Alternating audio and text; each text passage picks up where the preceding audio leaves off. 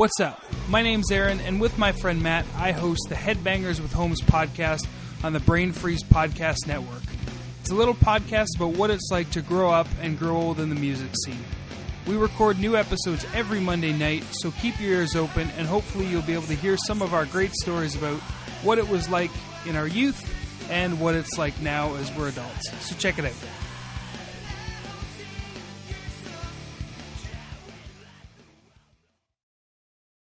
All right, here we go. Okay, Sports Talk Radio. All right. What's going on, guys? Okay, hey. Now, here's the thing. It's been years since the Browns have had a... I mean, you say this. You always say this. And what I say to you is they're rebuilding. They're rebuilding. Yeah, like you're I've been a Maple Leafs fan for too long. The words rebuilding really cut deep.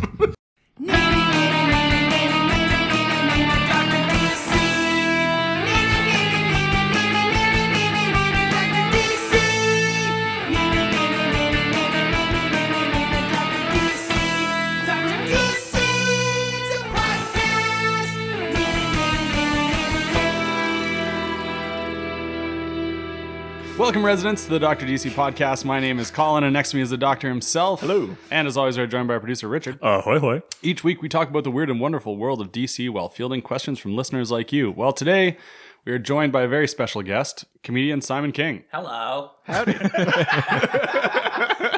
don't know what you meant by special, so I thought I'd respond to that. Hey guys, I'm excited to be here. Yeah. Thanks for joining Agreeing us. to this. Yeah. Well, thanks for the guy who brought him up here, forcing him into a car and going, "Oh, we're going to go to the airport," and then just bringing him to the studio. Yeah, Just one stop on the way. Coffee, this other thing. We're actually and then the recording airport. this from the trunk of your car, so we can't get away. If my parents are listening, I'm okay. They're treating me okay. I love you. Yeah, there's a little fear in that. I don't like it. I'm a little cold. They said they'd read me a story. I don't have any light in here. It's the John McCain Viet Cong podcast. Can you hear me blinking? Oh, no. We all live in a tiny sun torture box. All right, sorry. I haven't watched Bridge on the River Kwai in a long time. Oh, it's so good. I mean, the sequel, Kwai Kwai Away, is so good. If you can... And Kwai Mea River is even better. All right. How many people know Bridge on the River Kwai? Probably not many of our Probably listeners. two in the room. Yeah. There's 2 people in the room, I think. Are we the oldest people here? I'm the same age as these guys. Yeah, we're It's all weird, right? we're all He's super 31. I just look older because I don't take care of myself. He doesn't sleep. He's got a daughter. That's hilarious. He's a cat I'm just owner. aging myself up. It's trendy right now. Hey, there's no crying in baseball, okay? I'm not crying in people. There's no bridge over there. Wasn't Alec Guinness in River Kwai? Was that him? I think it was. Sure yeah. was. Yeah.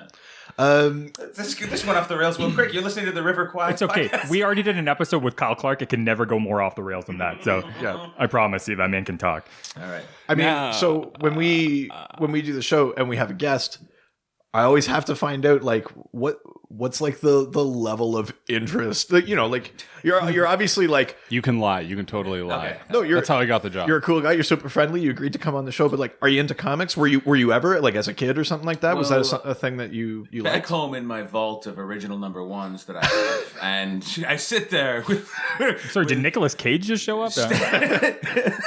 He had to sell those. Stanley on my lap, just petting my life-size Stan Lee doll. No, I'm not really that much of. I am a comic, and I think that may have been the confusion. I think you thought that I was a living comic book. I'm wait. actually a comedian. Richard, Yeah, there's been a you're supposed to mistake. produce this. Because I was told it was a podcast about comics, and I'm like, I'm a comic, and then I find out now it's about. I was worried you were going to books. say I was told that this was a comedy podcast, and it's definitely not that. No, About definitely books not. there, you know. And so no, I'm not a big comic book guy. I was into the old Spider-Man when I was a kid. I liked the Spider-Man, but I think that's more just really into unitards. I mean, I found out later on, because then I was like, I like gymnastics too, Right, yeah. And then I'm like, and speed skating. Actually, I just kind of like form-fitting outfits. Do you know what though? Gymnastics is like good like skill training for superheroing. It is, yeah. You need the gym. You need a certain. I mean, there's no way I'm too late in the game to really train to be a superhero now. My knees are bad. You know, you can't have bad knees as a superhero. Yeah, that's- Batman did though, didn't he? In the last movie, he had bad knee. Well, Bat knee. So you do.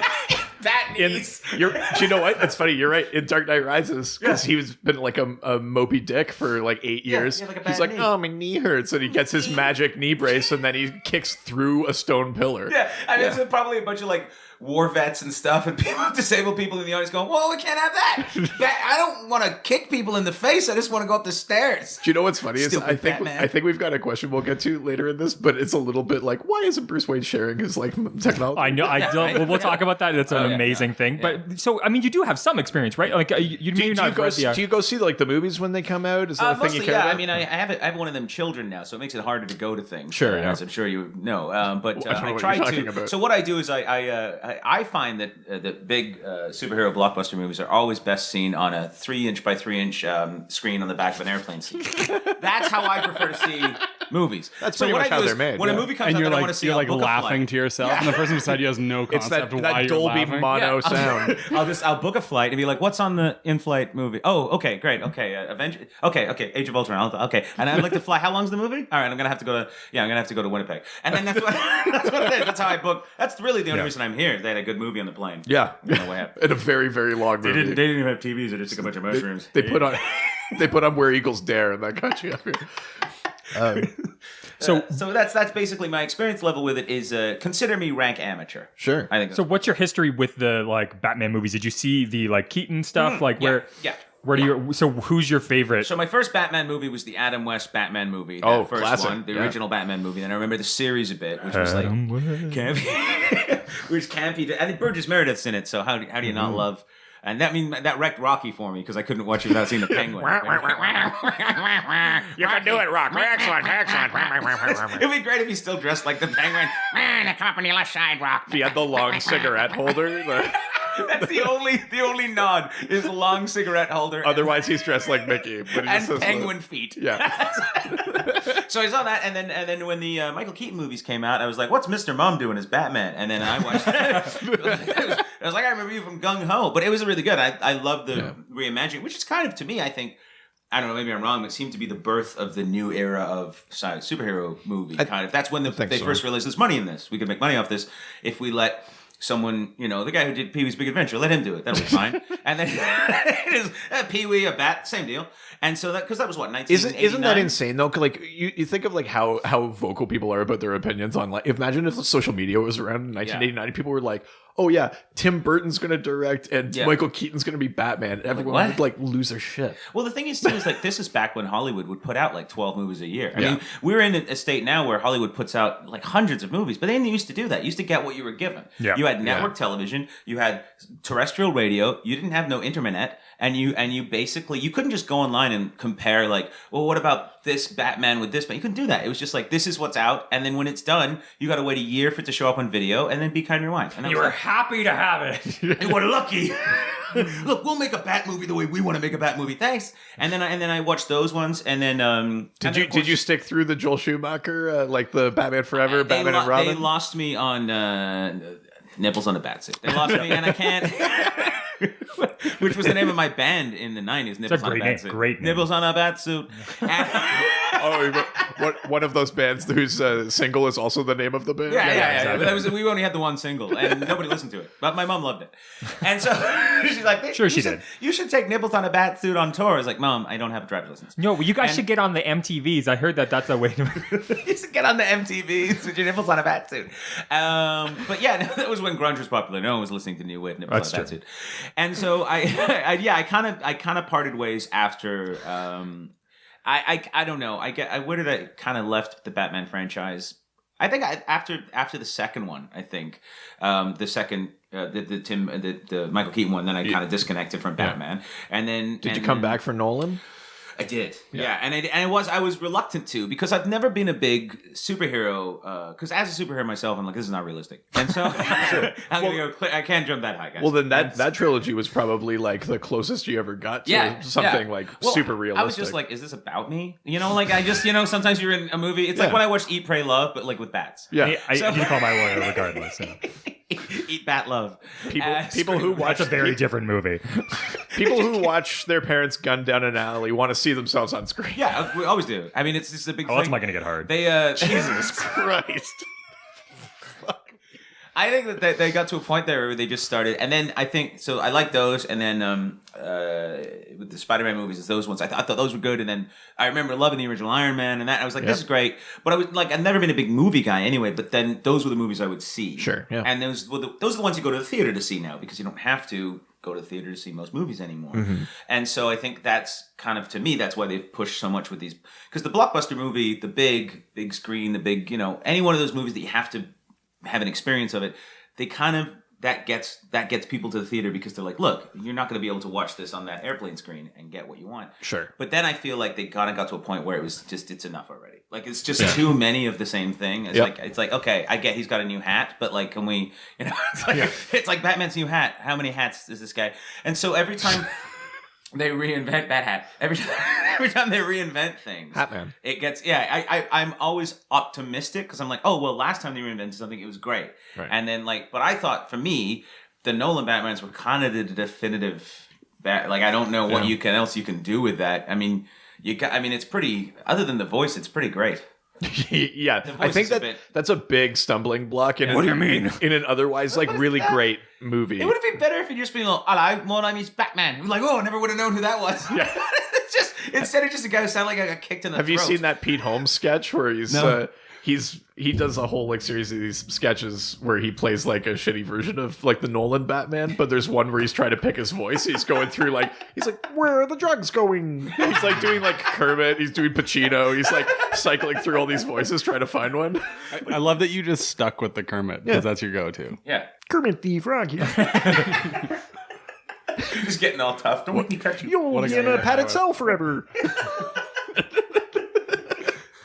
Holy shit. So to me, and you got Michael Caine as Alfred. I think to me that was just kind of, it was good. Everything was good about it. The Batmobile made more sense. Sure. Because the Michael Keaton one was just like, hey, he's driving around in a dick. Yeah. That's what it was, like a rocket-powered dick. Yeah. Which, hey, who doesn't want a rocket-powered dick, right? I mean, I'm still building that in my garage. But the point is... Finally please a woman. Finally building that rocket-powered dick, eh? Well, look at this thing. Picture that to Shark Tank.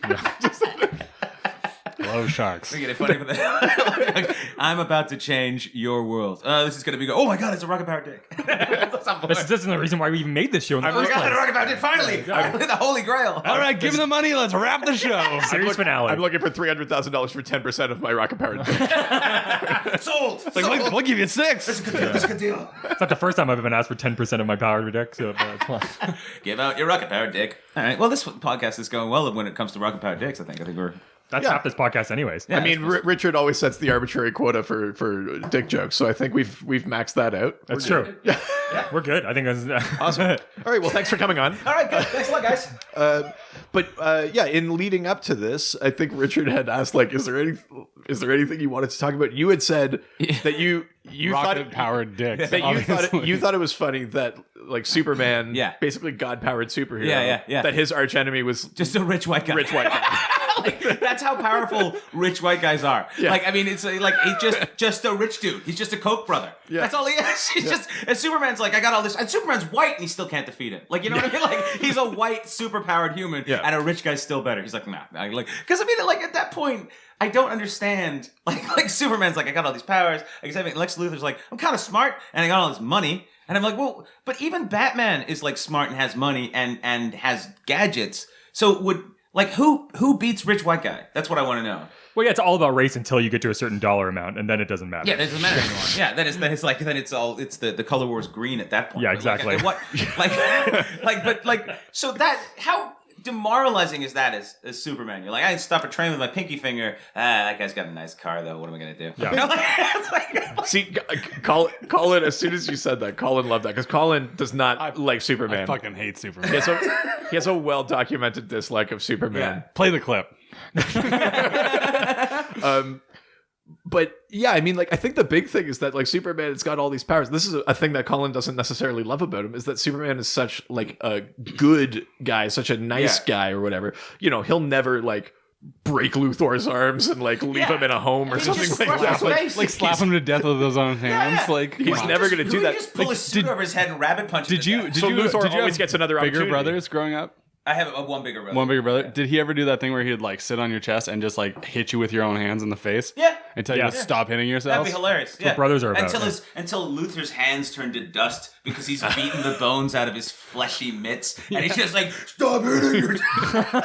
Do you want to see that side of Superman though? Yeah, Even if it's a bad guy. Yes. Even if it's a bad guy, do you want to see him just like heat vision his blood until it boils, which would be great. Yeah. But to me, and also, I don't understand. You got the power. But Superman, in addition to not like violently ending Luthor, Superman is also the sort of person where even though he doesn't trust Luthor, there's lots of comics where Luthor says he's turning over a new leaf, and Superman's like, Superman is always kind of ends up leaning on the like, well, maybe this time is the time. He's stupid. Oh, he's a fucking idiot. He's a stupid man.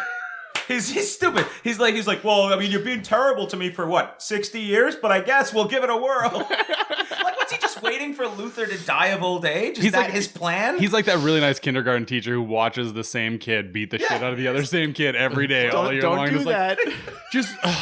Don't do that.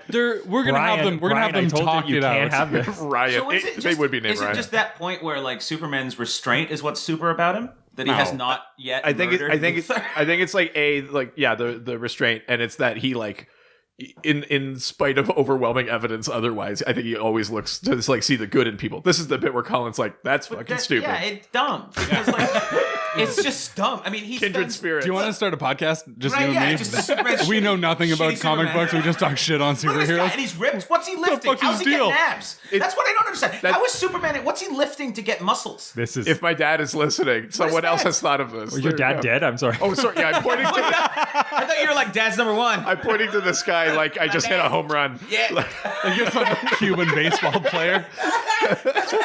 all the chains. Yeah. But you know, I just thought if I was All the way Superman- up in Ontario. If I was Superman, I'd just be walking around in like shorts with my belly out and big smoke hanging out. Hey, Superman, those will kill you. No, they won't. You know, Prove it. Just not giving a shit. Yeah. That's the only thing that movie with Will Smith got right. Oh, Hancock. Hancock. Yeah. There's a movie that I just wish I hadn't seen. I completely forgot about that movie. You are not a yeah, okay. It's like, what's he fighting today? Bad script writing. So, and he lost. Power. Yeah. Lost big time. Flying around looking for a script editor. But yeah, so the Superman thing, I never understood why, like, because, okay, so you got Batman, I guess, good rich white guy? Like, yes. rich Like white average. Guy. But we can get into that in a he's bit. dark but- and fucked up, which is kind of what you want in your rich white guys, yeah. you know? And then so you got that, and then you got, fucked up rich white guys haven't messed anything up for us yet. Yeah, no. Well, I mean, that's what I'm saying. I don't understand why. I don't understand. Thanks, Obama. I don't understand. Just blame Obama for Lex Luthor. What? Oh my God. Way to go, Obama, not having an illegal third term in office. How dare you? But that's the thing, is like essentially Lex Luthor is Donald Trump, but with a little more self-control. And I'm like, dude, like you can't beat that guy? Like, Right. I mean, also, what does Lex Luthor get his cash from? Luthor Corp? Yeah. Is that it? Yeah. What do they do? So all sorts of stuff. They're a corp. It's most. they're corp. It's like partly. All the corp. My favorite kind of fish. If you watch the old Christopher Reeve movies, they lean heavy on the idea that he's a real estate mogul. Yeah. Wonder who they're modeling him on. Yeah. But in the comics, it's a lot of like high technology, like weapons manufacturer. Yeah. Like he's a defense contractor. He has like medical tech. He has his hand in a lot of things. But he also, in addition to legitimate business practices, also He's will a like hell of a cocaine dealer. blackmail and things like that. And basically, like he'll buy up for pennies on the dollar So other companies and like absorb their So he's a assets. corporate and stuff. raider, and Yeah. so what? Basically, so he's like an '80s guy. Yes, like a So Wall he's Street kind of. basically Gordon Gekko. Yeah, pretty much. And that's the biggest superhero enemy. That's the biggest enemy Superman's found to fight, other than that weird one in Superman 3 where the guy was like a bad Superman. The difference between him and Gordon Gekko is that in addition to just being a shrewd and corrupt like businessman, he's also like a genius, like a super genius. Okay. In the way that, like, you know how Batman look, has to be a okay. genius to make up for the fact that he's on a team Here's with the thing people is, with powers. I went to high school. With a guy who was super smart, probably like the smartest human being I've ever met, and I could beat the fuck out of that guy. It's true. And I am not a Superman. Right. So what I'm saying is that what we basically have is we either have Superman is like he just basically showboats with his powers and goes, yeah, I'll save people falling out of a building with. So he's probably working for Luthor. That's what I'm saying. Yeah, he's got the payoff. We've circled all the way around to Superman's in cahoots. He's working for Lex Luthor. That's the only explanation. Well, where else would he make his money? Exactly. Where's Superman getting his cash from? You're not living in New York. New York. If you're not, you're not living in Metropolis in an apartment. What's he got? Like a studio apartment with a cat on a reporter's Not far salary. from You're not it, yeah. making Yeah, any pretty money. much. You're not making any money doing that. No, he's out there. He's like, look, why else would a guy who could just take everyone's cash, do whatever he wants, just behave himself? No, come on. I don't trust white people. There's no way. Superman's clearly white, right? I know he's Krypton white, Yeah. but like, I don't know. Everyone on Krypton white? No. Okay. You remember downstairs where I was making a joke about the useless knowledge that I have, and I mentioned Vathlo Island on Krypton? Yeah, that's- Island of black people. Oh, they have their own island. Yeah. Oh, that's fine. You Oh, can- jeez. Christ. It's kind They've of got a some sort of black Australia. segregationist kind of. Krypton. That's just terrifying. Yeah. So this is the thing. It's like so. Yeah, so, it's kind of like a segregated. What do you mean this is the terrifying thing? Separate, but equal. Racism has been No. instilled in us since But before. That's what I'm Superman saying. got Is like big, this is the program we've had. Is Yeah. like the bad guy's a white guy, the good guy's a white guy. They're all white guys, and So if you got rid of the problem. and a lady. Yeah. It's just like like that's what the hell. That's why I liked what is it, like Superman, Zod, and those Yeah. guys, because I was like, at least that's some legit. But then also I looked at that and go, well, that's unwinnable too. That's just a stalemate because it doesn't matter because they're unkillable. So unless now Actually, you're not just- in that movie. Well, no, but they honestly though, but like Yeah. I mean, if you've got 4 superpowered people Yeah. who are fighting all the time, but they're nigh invincible or invincible, Yeah. then it just never end. It'd just be this constant fight, and you're like, good God, guys, just fuck off back to Krypton or wherever. I know you can't, but go somewhere else. Go to Mars. Go hang out on Mars. Well, this is they the- can go hang out there. Yeah, This there's is no the- buildings on Mars. No, Go they can fuck do what that they shit want, up. right? Go to Venus. No one's ever coming to bug you on Venus. Go hang out on Venus. Take Lex with you. This He'll is die. the ultimate problem with when you're doing serialized storytelling over 80 years. Is Yeah. you need your main villains to keep coming back, Yeah. so they can't be like permanently put out of commission. Yeah. And you can't ever really like. They can't totally reform. They Yeah. can't or anything like that. You do end up like stuck in the constant battle thing, but then you also end up in the idea that they're only ever after each other. Yeah. That like the people that just live in the world. Yeah, it sucks. It's not even about protecting them. Well, or, I was going to go to work today, but my building is Just half. walking to or work and duping Superman them. falls through your sunroof. Sorry, buddy. What the hell is that? Who pays for this? That's why that TV show concept was so State good. Farm. And here's What, how it powerless? Yeah, powerless. State Farm takes care of that one.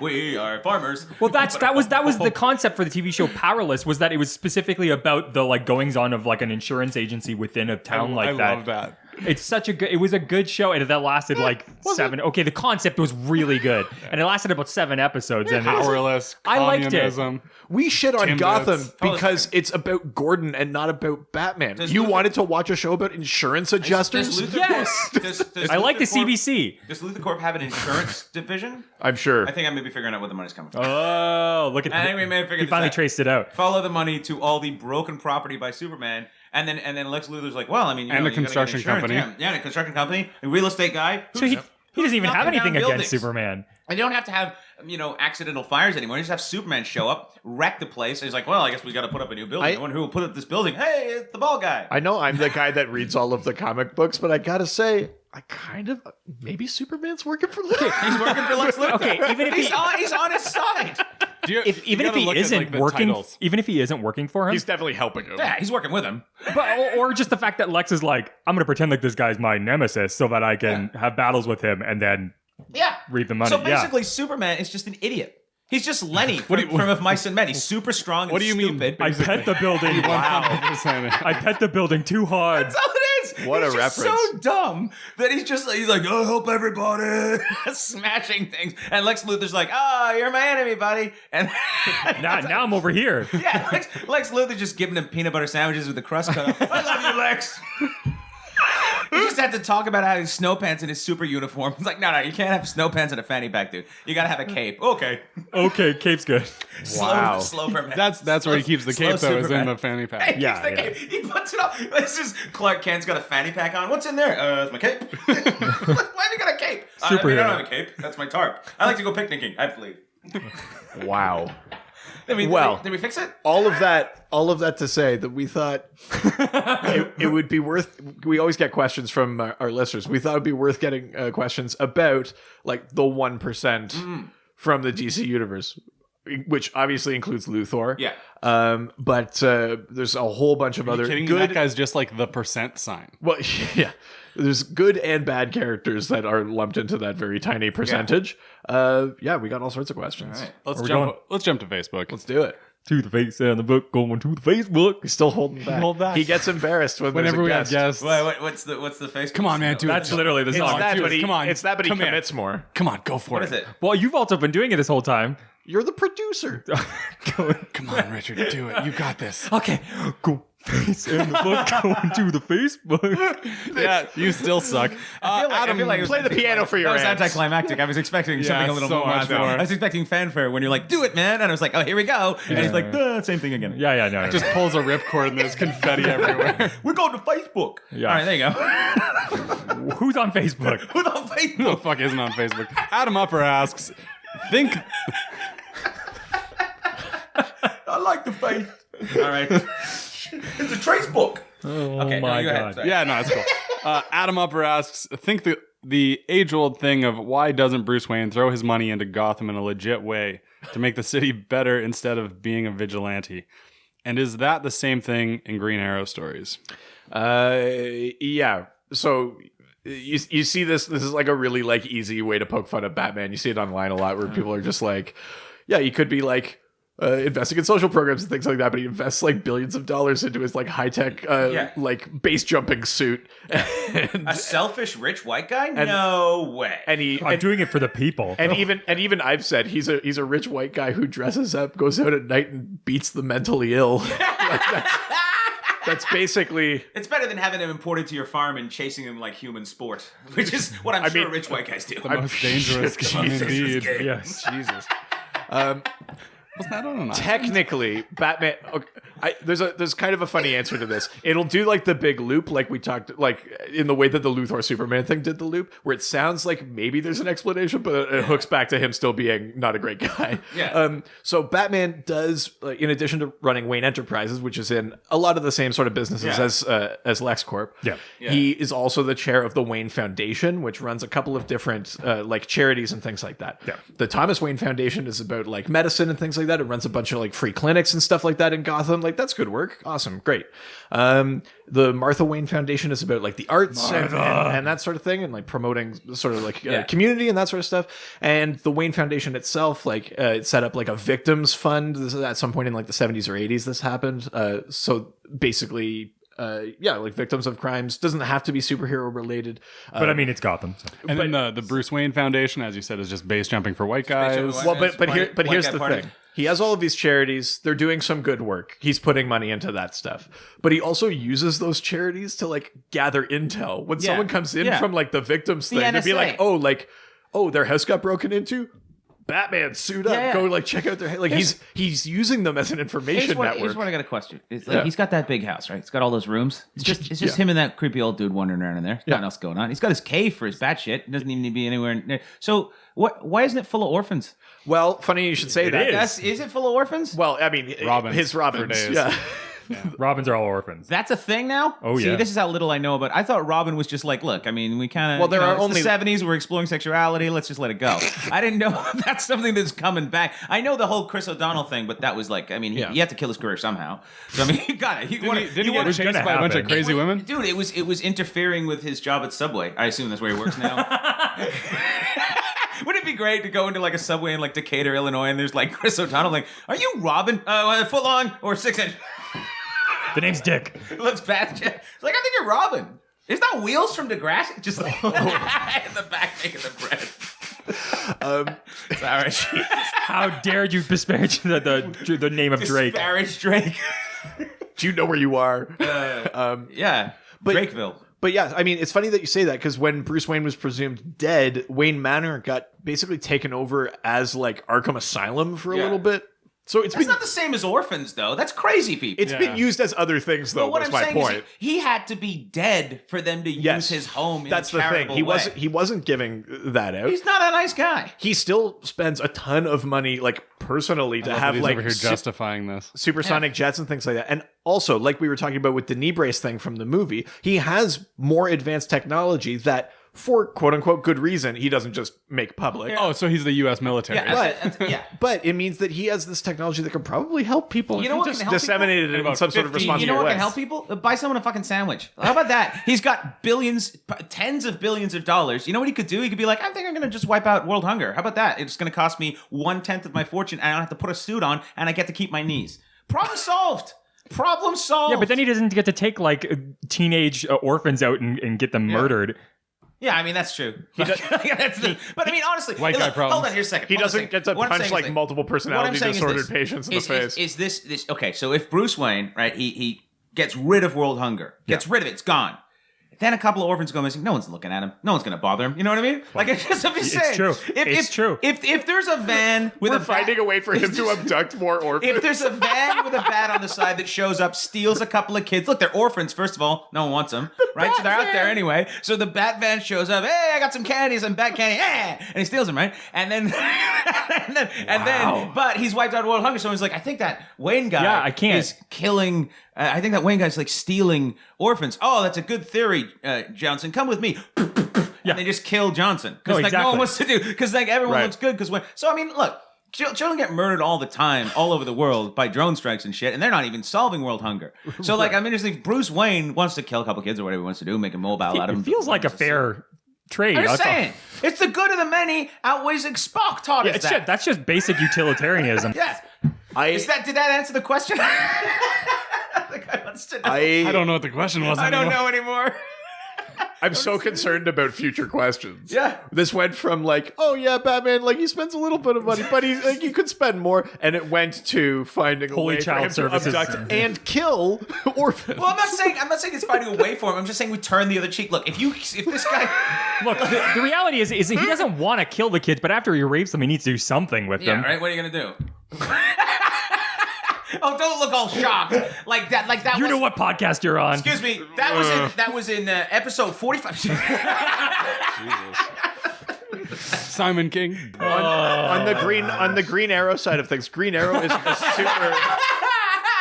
He's a super rich guy, but often in the comics he actually like loses his wealth. But he's always been more of like a street level. Shitty rich white guy. Well, he's been more of like a street level guy. He's one that actually like wants to like get people off drugs, like, but he does it kind of like on a personal level. He does have like foundations and stuff like that. But then often like there's some sort of corruption or something like that, and he like loses control of his company or something like that. He's more like a millionaire. So he ends up. He's like a rich guy who ends up poor and like fighting for the average Joe in Star City. In many ways, Green Arrow's better at that stuff than Batman is. But yeah, I mean, I really didn't expect this to make Batman look quite that bad. Well, the thing is you bring in an observer from the outside who knows nothing about the situation, and I look at it like this way. Like I'm not a comic guy, but what I see is this: I see real selfish rich white guys, good and bad. Yep. Tony Stark, you got all these selfish rich white guys who indulge in this celebrity of being crime fighting and everything, and yet they have this weird fetish where they got to pretend. At least Tony Stark admits it. Yep. But like Batman is like, well, I'm not really Batman, and everyone's like, well, what about Jay Leno Batman? Hey, Alfred, get my thing. You'd think they'd recognize him by the chin. That would be hard for Jay Leno to be Batman. I think we're gonna make that back in like 1988. They're like, we're gonna make this. Tim Burton's gonna direct, and he wants Jay Leno to play Batman, and everyone's like, no. And there's one guy who's going, actually, he's pretty close to one of the artists. Is he gonna wear the mask on his mouth? There's one guy in the back like, it just goes up here, and there's just like the thing coming out guy's the like, bottom. Fucking do it. Letterman's in the back like, yeah, anything to get him not to take the Tonight Show. And I like the idea that they're like, what's your name, man? I'm Batman. He's doing the shoulders all day long. No, I mean you're right though. When you look at it, this is a rich guy who like is not using nearly enough of his resources to actually help people, and he's just showing off. I mean, look, I get you want to be into extreme sports and stuff, but like Bill Gates, for good or bad, he's basically wiping out malaria. And he hasn't got a suit. Yeah, and he makes a shit computer. He wears like a Brooks Brothers suit. He stole an operating system and stuck his name on it, and now he's wiping out malaria. All I'm saying is, like, if you so if he wants to take a few kids, it's fine. Yeah, exactly. I'm just saying, what's he doing with the kids without malaria now? Nobody knows, but malaria's gone. Look, Exactly. Elon Musk is as close as we're gonna get to a Batman, Tony Starky type figure. He certainly sees himself that way. He's as close as we're gonna get. He's got a couple $1 billion, trucking it around. He's like, I built a rocket, send a car into space, whatever the hell he does. And everyone's like, that's insane. And that's only minor shit. So imagine if you lived in a world with like a Bruce Wayne. Yeah. What the fuck is this guy? He's got like $80 billion, whatever he's got. Because I know his house is worth like $600 million or something. Sure.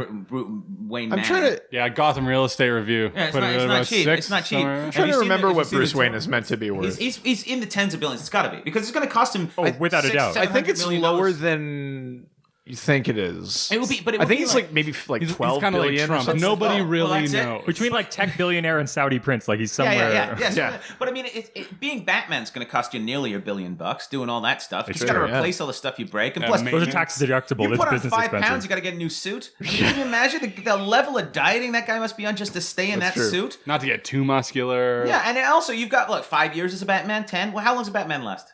Well, according to those Nolan movies, you're Batman for 19 months, and then you wreck your knee and you go into hiding for 8 years. That's about it. And then also he went into hiding for 8 years. And then so nothing happened in 8 years Batman was needed for. He just came out to fuck with that one dude. Like so the first so he shows up before the Joker shows up and he's like, I'm gonna fight crime there. And he I don't know his number. Fight the crime. Yeah, he's Edward G. Robinson. Hey you. I'm Batman G. But he shows up and he's like, I'm gonna fight crime. And everyone's like, hey, great, okay, do what you gotta do. He's like, yeah, fight crime. I'm gonna fight some gangster guy and corruption. That's what I'm gonna fight, corruption and everything. And then the Joker shows up. He's like, that's the guy. That's the guy I want to fight the whole time. That's the guy I want to fight. And then he beats that guy. He goes, you know what? I don't want to do this anymore. Yeah. Like what? Like what? So you just wasted $500 million that you could have been given to orphans who were being stolen by a man in a van, I assume. And you could have done that and you didn't. You just blew a bunch of cash being a douche. Buy a yacht like every other rich prick, all right? Do a bunch of coke, hang out with people that just using you for your money, and you still save $500 million. It's Right, just a waste of it's cash. almost worse because he's like flaunting it. He's like, I'm stopping crime. It's like, you're not. No, you're not. At least if you have a superpower, you're like, well, I got to do something with this. Yeah. Because I'm able, I got a prehensile dick. I got to use this. Which is what. It's time for me to tell you about the comic I've been writing, and it's called "I Can Read in the Bath." And anyway, what I'm saying. What I'm saying is, if you have that superpower, that's great. You got to use it because Sure. you're like, hey, I had this thrust. I mean, upon me. maybe that one you shouldn't use. But in the change room. Where's your towel? What's your towel hanging on? Oh god. But what I'm saying is, like, if you have a superpower, you're like, well, I kind of have to do something, and you're fucked up anyway. But just being a miserable piece of shit whose parents are like, oh, take it out on everyone. It's just like an emo. He's just a rich emo prick. That's all he is. And then it doesn't work out for him. He's like, you guys don't like me. I don't like you, man. And then he fucks off. this might be the last Until a episode of the girl shows podcast. up. I might not like comics now. Until a girl shows up and he's like, that girl's hot. I think I'll be a superhero again. Why? Because he wants to fuck her. That's it. That's all. Everything about his motivation is miserable and self-serving and shitty. That's all it is. I'm on the Joker side because at least he's nuts. At least he was crazy. He's like, I'm a crazy guy. I'm like, as a fellow crazy guy, I totally get where you're going from. You got the suits. Wow. You're looking good, man. You know what I mean? Yeah. Let's go to the next question. And that it concerns me that I know what you mean. I feel like I may be costing you some listeners, and I'm sorry. No, God, no. You're gaining them probably. That's amazing. Yes, there's no way you shit. can cost us anymore. Where are we going next? Let's go to. Are you ready for this? Yeah. You ready for this? Let's go to Twitter. Twitter. Yeah, this is just top-notch creativity. How do you like the drops so far? Bring in the guy with the speech impediment. Twitter. Yeah, see, exactly. I love it. That was better.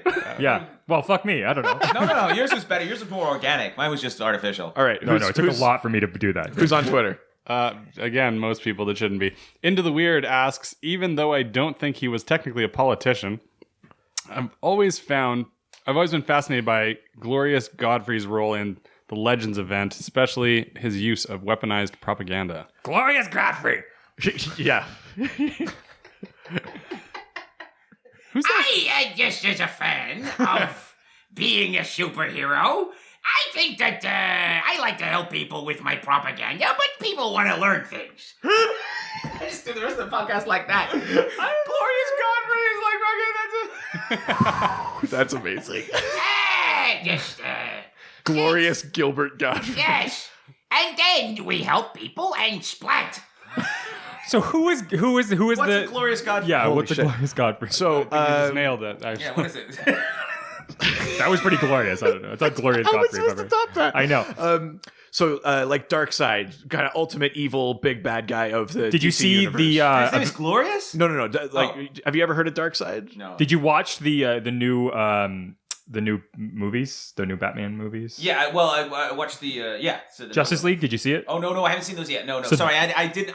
Well, checked out with Darkseid's Ben not in Affleck. there, But he's Sorry, I involved. checked out with Ben Affleck. At any rate, he's basically they're part of the New Gods, which were created by Jack Kirby. They're these sort of like celestial beings, and Glorious Godfrey is like an acolyte of Darkseid. So Darkseid is like the god of evil. Glorious Godfrey is like the god of persuasion. His power is that he can basically like mind control people by the power of speech, kind of like Saruman in Lord of the Rings. Or he stands in for like Goebbels, essentially, is like the idea. So Glorious Godfrey in this story, this legend story, Darkseid and the Phantom Stranger make a bet that Darkseid thinks he can turn the citizens of Earth against their heroes, and he sends Glorious Godfrey to Earth in the guise of this like basically like what we would now consider like normal TV fare, like Fox News like kind of presenter. His name is G. Gordon Godfrey. Very so no one will ever put it together. And basically he goes on like a propaganda smear TV campaign against the heroes and basically blames them for, I mean, some things legitimate, like damages and stuff like that, but also basically like starts turning the Earth against them. Like J.J. Jameson used to do. Yeah, I mean, like he's like Spider-Man's a piece of shit, and everyone's like, I think he's all right, and then, nah, it's a piece of shit. yeah, exactly. except the difference is J. Jonah would kill to have this power of persuasion. Yeah. Oh, so well, he's in print media. He's dead anyway. Yeah, exactly. You Fuck know, that he's guy. never gonna make it. It's a bit of a, I mean, it's more of a metaphor because Glorious Godfrey is literally mind controlling people. Like his voice makes people believe what he's saying. So he's a Jedi. Essentially. Yeah. So he uses it basically for like propagandist purposes. It's kind of crazy because that character is so like prescient now, like looking back. I was just saying like, that's just it's the world we live in now. That's just TV. Is full of G. Yeah. Gordon Godfreys, and it's really like terrifying. In the Young Is Justice, he a Russian bot? yeah. G. Gordon Godfrey, the Russian bot. Hello. America. America, very bad guy. He's evil. Donald Trump, number one. You see, he's voiced by Tim Curry in that Young Justice cartoon. G. Gordon Godfrey shows up a lot. You see these like newscasts where he's like, "How come the superheroes think they're so much better than us?" Well, or I would whatever. never He's listen like, to that guy because that guy's just. Well, that was not my Tim Curry. I was just wondering. I was just saying he's glorious. How come the superheroes? That guy is glorious. Superheroes are just mean. yeah. But yeah, basically, Glorious Godfrey is a god of persuasion. So he's not a politician. He's not you a mistook politician. him for Glittery Godfrey. Glittery Godfrey. But I do think he makes brother. sense. Like he fits in like what we expect of politicians now. Godfrey. Yeah. Yeah, but so basically it was just. And when did he show up? Like what year? I mean, not in the timeline, but in actual like what time? Like did in he show up? publication, Yeah, in like publication. I'd say about the 70s. Okay, so he was a pre-runner. Everyone saw it coming. Yeah. These guys were like, okay, well, you know what? Like, okay, no, that makes sense. Well, I think, like, so the question was what? Why doesn't he use it for good? No, I think he just wanted us to talk about it. It's not actually a question. Oh, he just wanted to talk about. But it's weaponized propaganda. But yeah, I mean, like It's the only guy sitting in his house cosplaying as Godfrey by himself. He's like, I really hope someone talks about this guy so people know what the fuck I'm doing because this is the only cosplay I can pull off. And it's either this or Grimace from from the McDonald's commercials, and they're not allowed to have that guy anymore. So like, I always did think it was weird that Godfrey did look like Grimace. He's got no choice. He's got very limited options. Wait, is he Godfrey or a milkshake? I can't remember. Master Shake? Oh god. All right, let's go to the next question. Let's do it. I love that people's names on Twitter don't ever have to represent who they are as human beings. Because this next one is Raz My Berries Review. We love this. That's my favorite Prince song. reviews.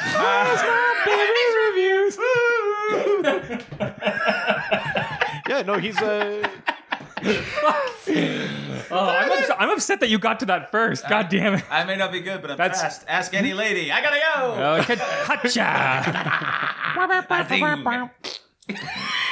What is the best thing Bruce Wayne has done for Gotham with his money. Ooh. I think I'm going to take this one. Please go. Let's do Has it. constantly reminded everyone that his parents are dead. Yay! That's a good thing to do with your money. I don't think he's done that. Are you fucking high right now? What has he done with his money to remind people that his parents are dead? Keep in mind that the citizens of Gotham don't know he's Batman. So they can't be like, oh yeah, that guy's definitely like doing this for his parents. Well, all the crying that he does in Crime Alley, I think that would probably. Yeah, that too.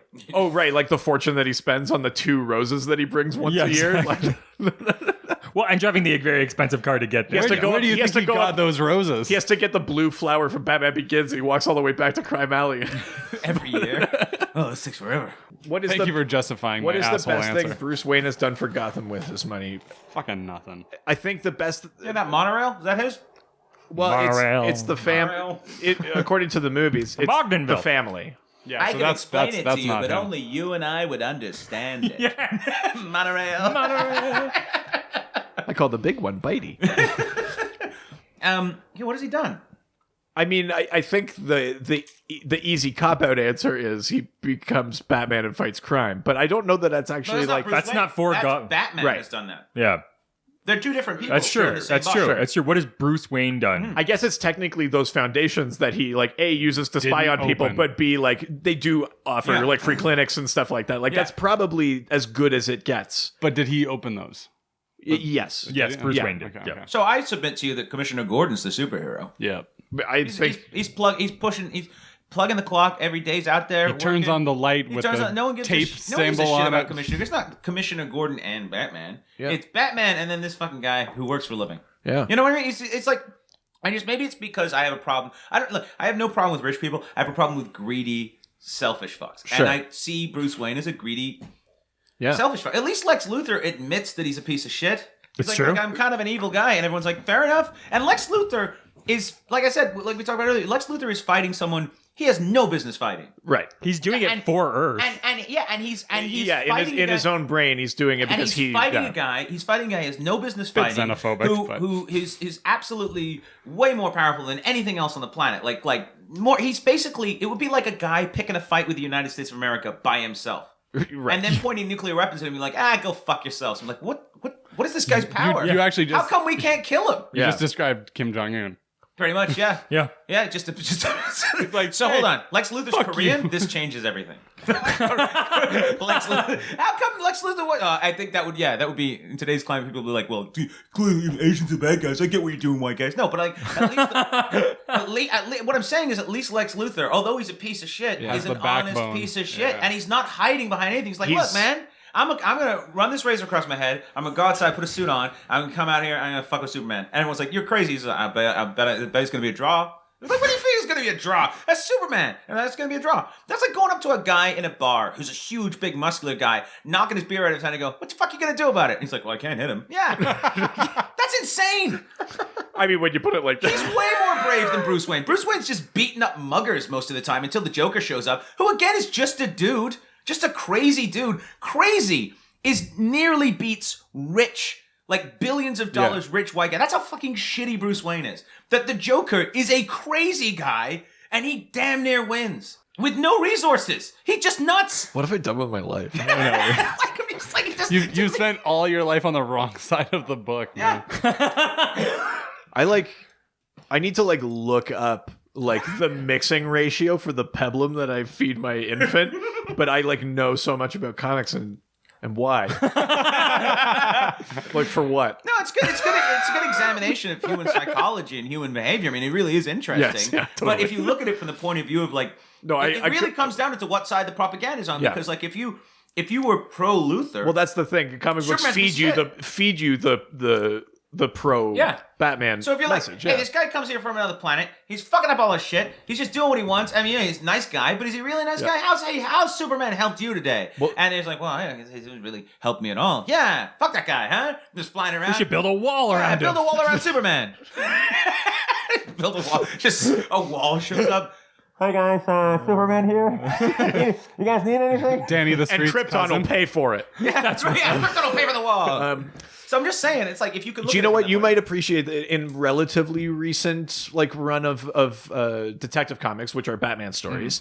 They introduced this kind of group of super villains called the Victim Syndicate, and they were all people that basically got powers because they were victims, like collateral damage of Batman fighting other villains, and they go after him to like expose him as like the threat to Gotham that he is. You got a class action lawsuit. So there are I think some like people like comic book artists and writers and that do try to address that idea. I mean, ultimately, because it's a Batman comic, you have to come down on Batman as the good guy. Yeah, but that idea does come up occasionally of like, where are you doing the most good, or have you forgotten about these people that like slip through the cracks or shit like that? Like that actually does come up more often than you'd expect. Because it's not like, I mean, in the old days, it's if you're going to deal with, look, the psychology of being a superhero, particularly one who doesn't actually have power, so like a Batman or something, or an Iron Man, the psychology of that is fucked. That's someone who is so egotistical and self-driven. I mean, okay, first of all, he's a billionaire. Kind of bored too. And bored, yeah. But okay, so he's a billionaire, so he's got all that money. Okay, fair enough. You're a rich guy. I get it. Okay, so you're bored. You got nothing else to do. But Bruce Wayne didn't even build the wealth himself. He just inherited. He's just a fucking prick. He's just, look, if Bruce Wayne was a guy hanging out at a ski resort, showed up in a Lamborghini, look at my fucking car, look how great I am, I'm going to go down here wearing a cape, everyone would be like, well, he's just a fucking asshole. But instead, he's like, I guess I'll once in a while beat up a mugger. But how do we know who he's even beating up? I mean, all we have this thing where he's like, that guy's trying to mug that guy, I'm going to beat. Well, how do you know? Were you there before? Maybe maybe he's getting his stuff back. You know what I mean? Yeah, maybe it's a Craigslist deal. I mean, in case of muggers, you're probably right. In the case of the villains, they're usually the ones holding the freeze gun. Yeah, well, I mean, if you got or the revolver that's and that's the other thing. That's the other thing. So basically, what these superheroes do is they create an environment where supervillains thrive, and then they fight supervillains. They're making their own work. And that's definitely a thing for Batman. They're making their own work. Absolutely. And then they're taking credit for the work they made. That's like me burning down your house and going, well, build a new house. It's like, well, you burned down my fucking house. This is like the Luthor thing we talked about. It's like, exactly. So they're all, what I'm saying is it's self-perpetual. If you left the rich guys alone and we dealt with them with the legal system, or whatever we could, or put that money into like the social programs, the mental health issues. You're telling me that Luthor Corp isn't responsible for people's leukemia and a bunch of other shit like that. You're telling me we couldn't go to? You're telling me Superman has all these opportunities to kill this fucking guy and doesn't do it, but all we'd have to do is take him to court and be like, look, legally, man, like you have no money anymore. We took it away, and he's like, well, now I'm just a smart guy. I'm like, yeah, and we beat the fuck out of you. Like that's how it works. Now he's just a crazy guy on the street who's like, I used to be a supervillain, playing chess with a pigeon, and you're like, that's it, problem solved.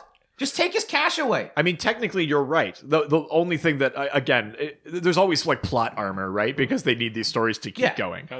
But I think the ultimate lesson of Lex Luthor is a thing that we do see in real life, which is that at the point where you have that much money or that much influence, you can't strip people of that. You can't. And that's the thing. Luthor's always got the loophole, or he's got like dirt on someone, or he blackmails someone, or he pays someone off. You actually...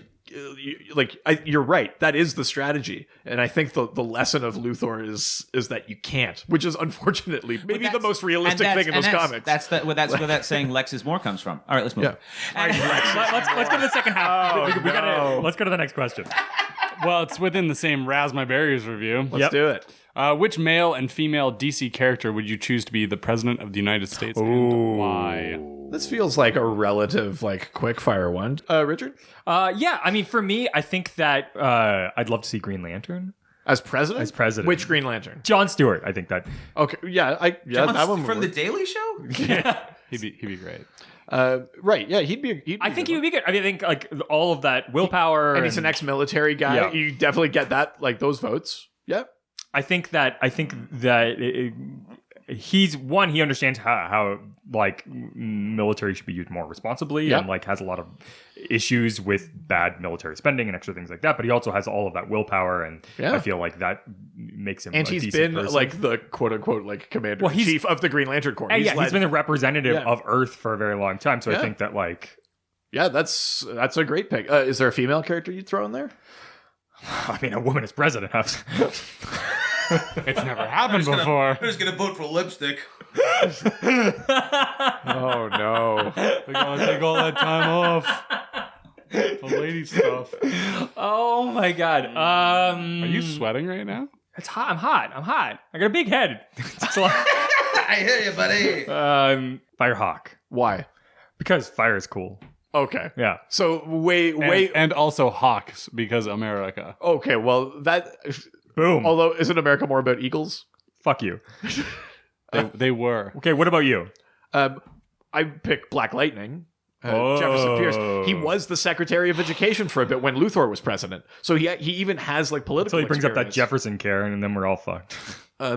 Wait, what? Oh, are you bringing up Thomas Jefferson? No, I was No, Obama. like Obamacare. Oh, Jefferson 'Cause Care. he's Oh, I black. see what you're saying. Yeah, Yeah.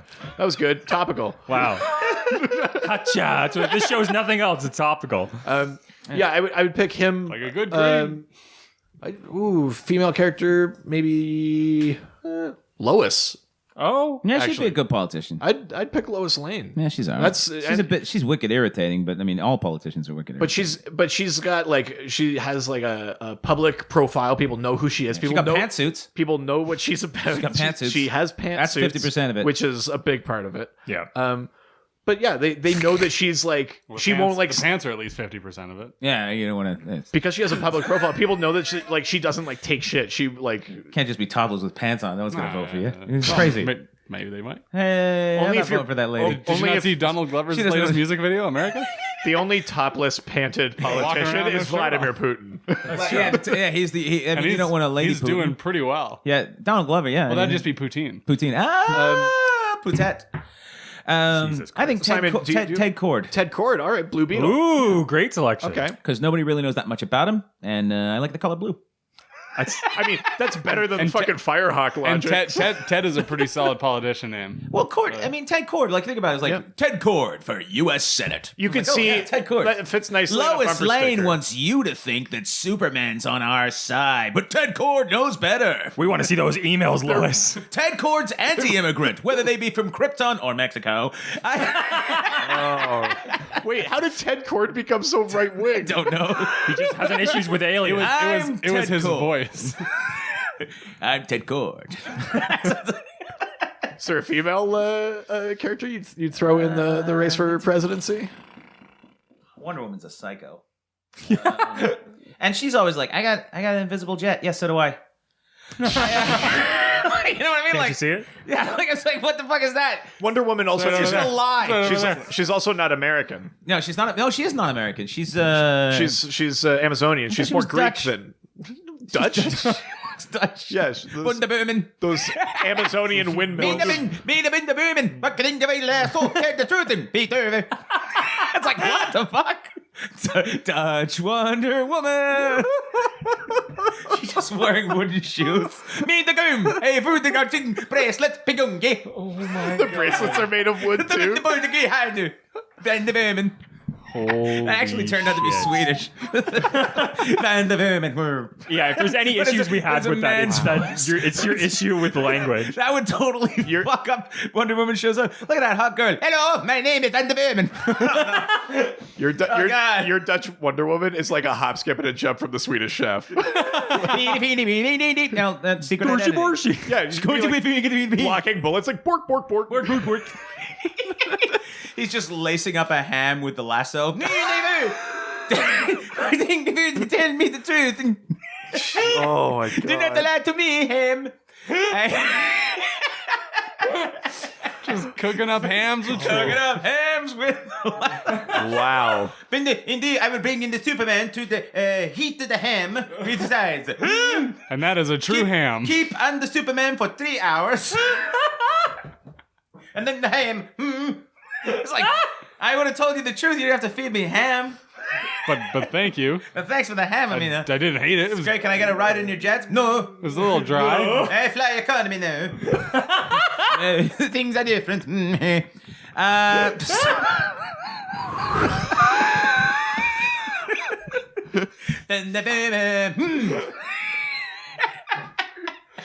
I think we're missing an entire market of superheroes from different countries.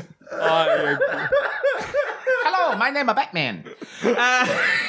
Robin Williams from Miss Dover. I am Batman. I am Batman. No. Oh God! If we could go back and just change one of them, Just like pick all of them. Wait, hold on. South African Superman. I'm bloody Superman, right? I don't think I have a South African Not coincidental that I'm bloody wait. Anyway, so I don't have a South African accent like in my head to cross check that with, but it sounds good. South African is almost like New Zealand, isn't it? Yeah, it's close to There's it. like similarity. Yeah. Okay. But it's not Australian because they'll get mad about that. Yes. Yeah. They don't like. Now regular African Superman. Let's My name let's is go. Superman, and I am here to fight the crime. Yes. And I will tell you right now that I can fly and jump very high. My number one enemy is Lex Luthor. He is just a rich white man who's here to take all our things. If I am elected Superman, If you're elected Superman. Canyon Superman. All right, let's move along. Holy shit! there All was right. no metropolis where I am from. I had to fly all the way to the city to do the crime fighting and fly back to my place. There's a long, hard walk. Oh my god! And you knew what you were getting when you brought me on That's here. true. I did. They didn't. Oh, you didn't warn him. No, we were God, like, no. This is- shit, I'm like, this Bill because Burr's got voices. This is usually me, so now I have two, so it's great. I really want someone. If anyone's listening to the podcast, I do like Swedish Chef Wonder Woman. please do Swedish Wonder Woman and then tag me in it on Twitter. 'Cause Yes, that would be Please, amazing. God, do at that. Unfamous on Twitter. I want to see it. Please, if you're listening to this, both of you out there. It's like my You podcast. told him. These You told guys- him the Hold on. numbers. Yeah, These guys do are it. just Hashtag re-listening. Flying Dutchman. Oh! That's the first time you've gotten in there before I could say something stupid. Fucking yes! Yes. Oh, okay. Yeah, this is great. Who's the next question from? Holy fuck. I'm tired now. And I'm hungover. Oh, yeah, that's true. God, he's only on half of what he usually does. I'm just gonna do that in the background when you talk. Don't just ignore me. Okay, let's go. Puff Cheek Pastries asks, what examples, if any, are there of the 1% not using wealth to be the hero/anti-hero, but the entity that funds the person, as if they were just the donor to cause, the cause, not including crime bosses? Thank you, translator. That's for people listening. That's for Swedish fans listening. It's gibberish translation. So recently, I had an artist come up from Germany to play here, Yeah? and I got him an interview on CBC, and I was like, what would be great, because he speaks English. I was like, what would be great is I'll do your translating. Oh god, that's hilarious. But we couldn't make it happen this time, which is really unfortunate, because we were just gonna go all in. Yeah. Well, the trick is like when he talks for like a long time, like just Yeah. and you go Yes. Yes. Yes, that's Always. It's like, okay, we gotta get off the radio. He's real angry. So what was that question? Oh, Jesus. The question is- examples of one percenters using their wealth to fund the crime, as opposed to being the superhero themselves. Oh, okay. So this is kind of both answers it and is like not what he means. So in addition to being Batman and funding himself and his own selfish thing, there was a period of time where Batman funded an Bruce Wayne publicly funded an organization called Batman Incorporated that would provide like the tech and the logistics to the Batmen of different nations. So there was Holy like shit. an Argentinian Batman. In England, it was Knight you got and Squire. you got your wish. That's amazing. And that's a Batman. there were Batman all over the world. And Oh wow, tons of Batman. yeah. And yeah, in England it's Knight and Squire, and he's dressed like a medieval knight a little Oh bit. fuck that. Jesus, Really? This is my sidekick, Big Ben. Dong. No, his sidekick was Squire. Just stereotypical bullshit. Like Yeah. That's what's it in Scotland. Like Captain Haggis. Hey, let's get see another Batman. Let's get eat it in there. Sheep and Hagen. Kilt Man. Who killed you? I'm Batman. Instead of the wings I'm going out, it's just the fucking kilt Batman. goes. Yeah, you just never want to fly underneath him. Got just utility dick in the sparring. wings. What like you tonight? Utility. Who am I? sparring. I'm fucking Batman. That's who I am. Yeah, fucking wee bastard. Get me the bat cable. Get me the bat bus pass. We're real poor up here. But yeah, so Bruce Wayne funded Batman Incorporated, which was this like public and like And nobody put two and two together. no one put it together. I mean, he seems like a really decent guy. in the story, he does it to distance himself from Batman. That makes sense. Oh god, this guy's just an Because who would be dumb enough to do that? just a trust fund kid. So that's a thing. In the Yes. in the most recent run of Blue Beetle, Jaime Reyes is the current Blue Beetle, but Ted Kord was sort of training him, mentoring That's your him. guy. You know who he the was sort of you know who the real Blue Beetle is? Ringo, because most of his friends are dead. Oh, I'm so sad. Hey guys, do you want to go on a reunion tour? Oh. Sorry, I just pictured Ringo all sad, sitting behind his drums that he doesn't know how to play. He's just doing the come together riff and nothing else is happening. I want to be Less lonely. with my friends who mostly are dead, and Paul doesn't talk to me. Yeah. Wow. That seems dumb. Sorry, it's just dumb. Like, I'm going to fund a Batman. That's like me being a firefighter going, who also starts fires to make money, funding a gasoline company with like free matches and being like, I don't know why this is. Like, it's just dumb. What the whole thing about Bruce Wayne is this: is he's a self-absorbed, narcissistic fuckbag, and he just he gets rich. He comes into money. It's not like he was self-made. Yeah. He just gets money when his parents die because they're murdered. Sure. And like, God, come on! Like, he didn't know this was gonna happen. Like, he didn't hey, Dad, let's go down this fucking alleyway here. Let's go down this, and I'll give this guy $50 to blow your fucking head off. I get to become Batman. On Earth 3, that is what happens. It's true. Earth 3? On Earth 3, it's like the evil Earth. And I missed Earth 2. I don't even know what's going on. they're fine. Okay. They're fine. They're good. Their planet's nice and cool. Yeah. On Earth 3, it's the evil Earth. Bruce Wayne and his older brother Thomas Wayne do like basically set up the hit that kills the Waynes. They do have the Wayans brothers. The Waynes. Why would they kill the Wayans That's brothers? the big story what point the fuck on is Earth. That? I don't know. Just Damon Wayans gets hit by a sock full of pennies. That's not fair. On I mean, Earth I'm not a 3, fan of the movies, but come on. Bruce Wayne has the Wayans killed. Oh, the TV show was your big jump off? What was that called? We're happy and we're singing. Now we're dead. The weapon now. What's that? He's in the weapon. That's the Murtaugh. TV show. Yeah. Christ. That's Holy sad. shit. He's not a good Murtaugh, by the way. The other funding example. I know Canadian. Murtaugh's. The Justice League itself for a time was funded by like a bunch of the like companies that its members may have like owned. So Jesus, Wayne, they're not even trying. Wayne Enterprises, Queen Industries, Cord Industries, a bunch of those like companies would funnel cash basically into that. I love that your reactions to all of this could be just as easily. You could be on a podcast about like anti-Trump stuff. But that's kind of not even trying. Harold. It's like just rich people just fucking us over again. I mean, in fairness, this was a leading topic. We called it the 1%. So hey, Superman. we knew it was going to bend this way. Hey, Superman, while you're out there, why don't you head up to the fucking Arctic and use your super breath to cool shit down so polar bears don't die? Huh? Oh, no, you're busy? Fuck you! He's hanging out in his fortress. He does have a paper to write Like, for. what the fuck? Cut the guy a break. He's got two Why jobs. don't you fly around in the sky and suck all the fucking carbon out in your super lungs or whatever the fuck you do and fucking blow it into the sun? He's not wrong. No, why does he do it? He doesn't. He's busy. Hilarious and good point. One city, that's all he can do. He's the most powerful person on the planet. Even Santa Claus gets every And city. then someone in the movie, someone kills his fucking girlfriend. He's like, I'm going to change the course of time. Fuck you! You selfish piece of shit. There's other women out there. Get Super Tinder. You think there aren't women out there who don't want to fuck Superman? Of course there are. But he's not interested in that. He's too good. Fuck you, too good. You weird. Well, see, this is the thing. You still won't like this because it's the fuck you too good thing. But like, Superman, not to be confused with Me Too. Superman could or fuck you too good. Fuck you too good. Fuck you too good. That's my super villain. Fuck you too good. Fuck you. Jesus. We'll get there. What did he do? He's the guy who fights Wonder Woman. Oh no, fuck you too good's here. Dutch Wonder Woman versus fuck you too good.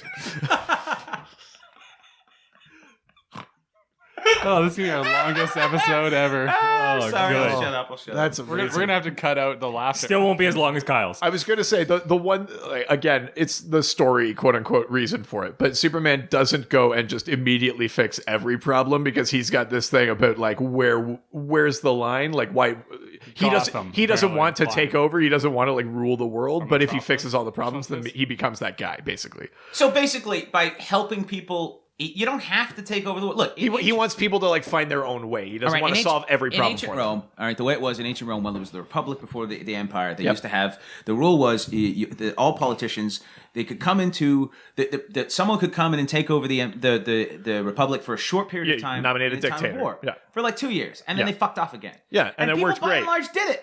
They were just like, I want to go back to my farm now. I'm done with this shit. Yeah, it worked great until Caesar was like, no, I like this. You tell me Superman couldn't do that? Tell me Superman couldn't be like, you know what, actually I got super restraint. I mean, as it is, he could take whatever he wants and he doesn't. So he's obviously got the most powerful willpower in the universe. So he couldn't just fix some shit. You don't have to fix everything. But hey, 40,000 children die every day from malnutrition. You couldn't fucking deal with that? You couldn't fucking do something? 40,000 kids He can a day. lift a building, but he can't carry food. I want those 6 months old to figure that out. No, they can't. They're 6 months old, you fucking piece of shit. Go out there and help them. Scoop them up in your giant cape and take them over to, like, I don't know, like a old country buffet and drum down there and be like, this one's on me, and then fly away. Break into a bank, take all the money, give it all to the kids. What hobbies do other people have? I'm in the market for a new hobby. I mean, I apparently get angry on podcasts about nothing. That's apparently what I do. My podcast is not this interesting. I don't know what it is about having people to talk to, but not being alone in a room. Yeah. I mean, at least Star Trek had the prime directive. At least Wow. At least they had explanations of why they didn't fix things. Don't get me going on Star Trek. I love Star Trek, but fuck, there's some fucked up shit. Let's. How come in the future on the Starship Enterprise they have one black lady? She's got to answer the phone.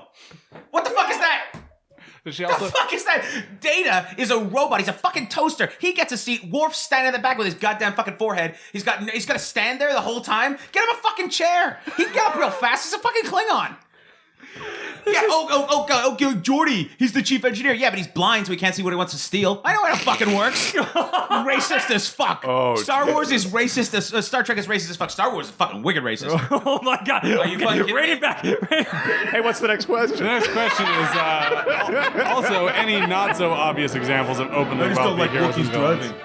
Not so obvious examples of openly wealthy There, heroes and residents. villains? No, This episode of the actually. Dr. DC podcast. All right, is now we're brought going to you Instagram. thanks to our amazing Hold on. sponsors. Before that, Great Dr. Lakes DC Grooming podcast is Co. going to be back after this They quick send us some break. awesome products to try. So let's check them out. We have the pine tar soap. This is amazing. We use it all the time at my house. It's a really wonderful sort of peppermint smell to it. It's a traditional recipe that they've developed themselves, and it's awesome. It's a great way to get clean and smell good every day. As well, I love the peppermint lip balm, especially this time of the year, living where we do, constantly getting sort of dry lips, and it's a huge pain. So definitely want to use that. Great Lakes Grooming is meant to be easy to use, rain or shine. All their products are purposely designed and environmentally responsible, handmade here in Canada, really ready for adventure wherever one may find themselves. For you lucky listeners, we also have an opportunity where you can get 10% off on Great Lakes Grooming regular priced products by going to www.greatlakesgrooming.com and using the promo code DRDCPodcast. That's right, www.greatlakesgrooming.com. Promo code is DRDCPodcast. Back to the show.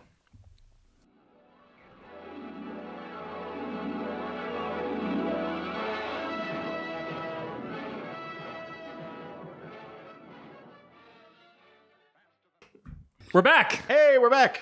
Before we move on to the next thing, we have a game. Oh, fuck. All right, let's play it. I should have known because he twirled his mustache. Yes, I did. I didn't even realize You I did did. that, but I totally did that. The name of this And game. only on one side.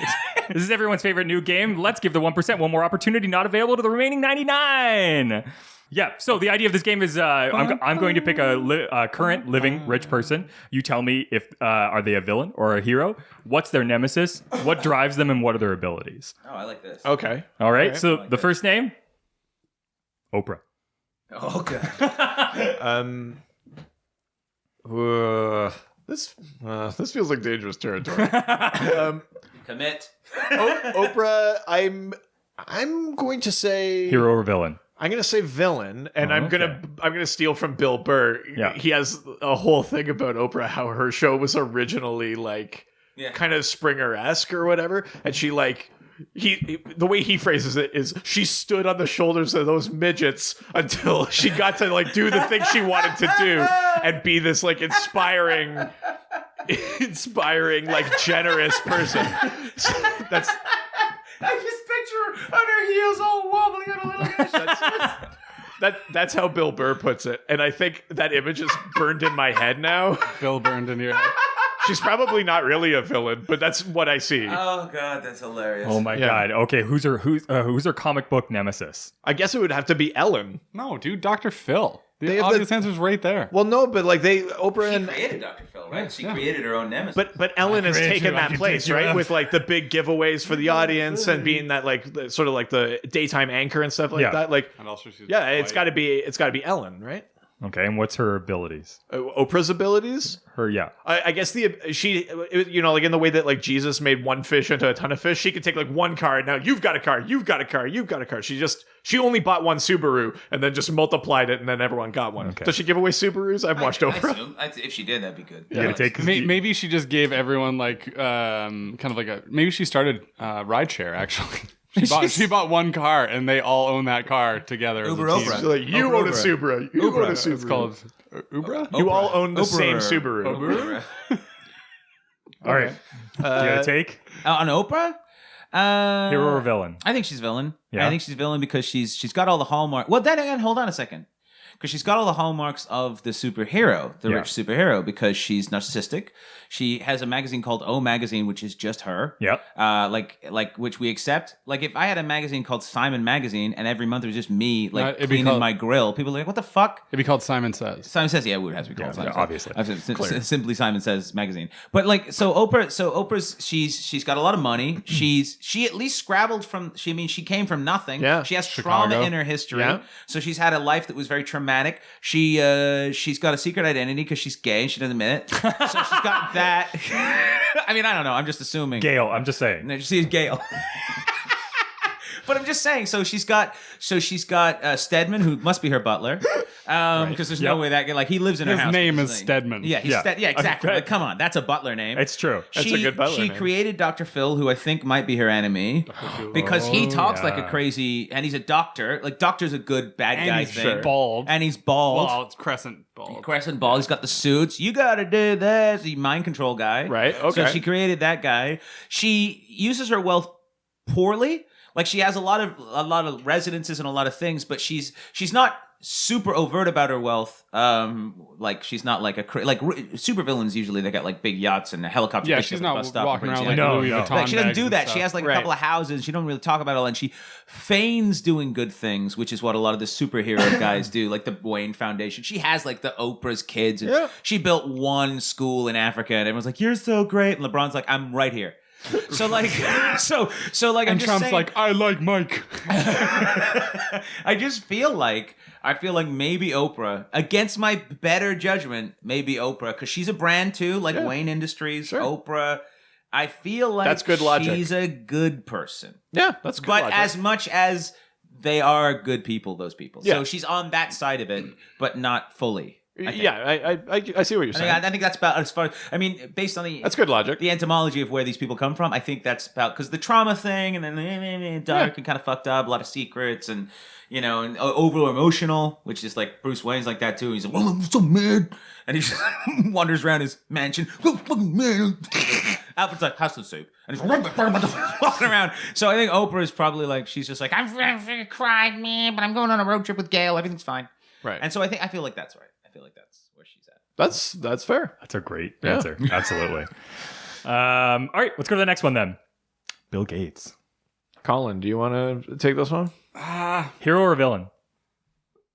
I see him kind of as like a Harvey Dent Two-Face kind of situation. Okay. Because he definitely has like, you're talking about how Oprah has that like almost quasi-modesty level where she doesn't like talk about her giant ass house and like there's not pictures. Have you seen the interview with Bill Gates and Steve Jobs in the same room? You'll see some Two-Face shit happening in that. Really? It's a very famous like interview where this interviewer interviews both of them at the same time. Well, then obviously Steve Jobs is his villain. Oh, Steve Jobs is definitely fucking exactly, and he has this sort of like he's just like, I have way more money than you, but like I know everybody likes you more, and so this the whole time you can just see him like feigning like his friendship with him, right? But there's like this darkness that's slowly creeping across his face, right? It's nice. It's nice. I like it a lot. So okay, so but you hadn't seen that, so where does the Two-Face thing come in for you? For me, it's everyone. So like not everyone, but a lot of people use things like like Android phones and stuff that's like anti-Apple. Yeah. But yet Apple is still like the famous, like the brand. It's like the light kind of thing. Yep. And he definitely has like the more like underground market with like fucking geeks that are like It's making crazy to viruses refer to and shit. Microsoft as the underground market. Well, no, but like, but think about it though, man. Like those operating services, You know that mom and pop shop? Yeah. but they're being used by people who are like, running like the dark web and What? shit like that. Yeah. Like there's nobody who's like You're saying the dark on web their- runs on Microsoft Edge? Probably, yeah. It's edgy. But no, there's no like, hacker rocking a MacBook Air at Starbucks. He's not like, I'm gonna fucking take over the world I see with what my you're saying, MacBook Air. Like, Yes. Okay. he's like, I'm gonna write a really great script. That'll teach them.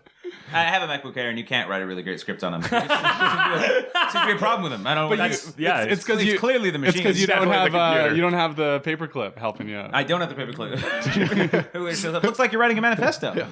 Looks like you need to wrap things up in the third act.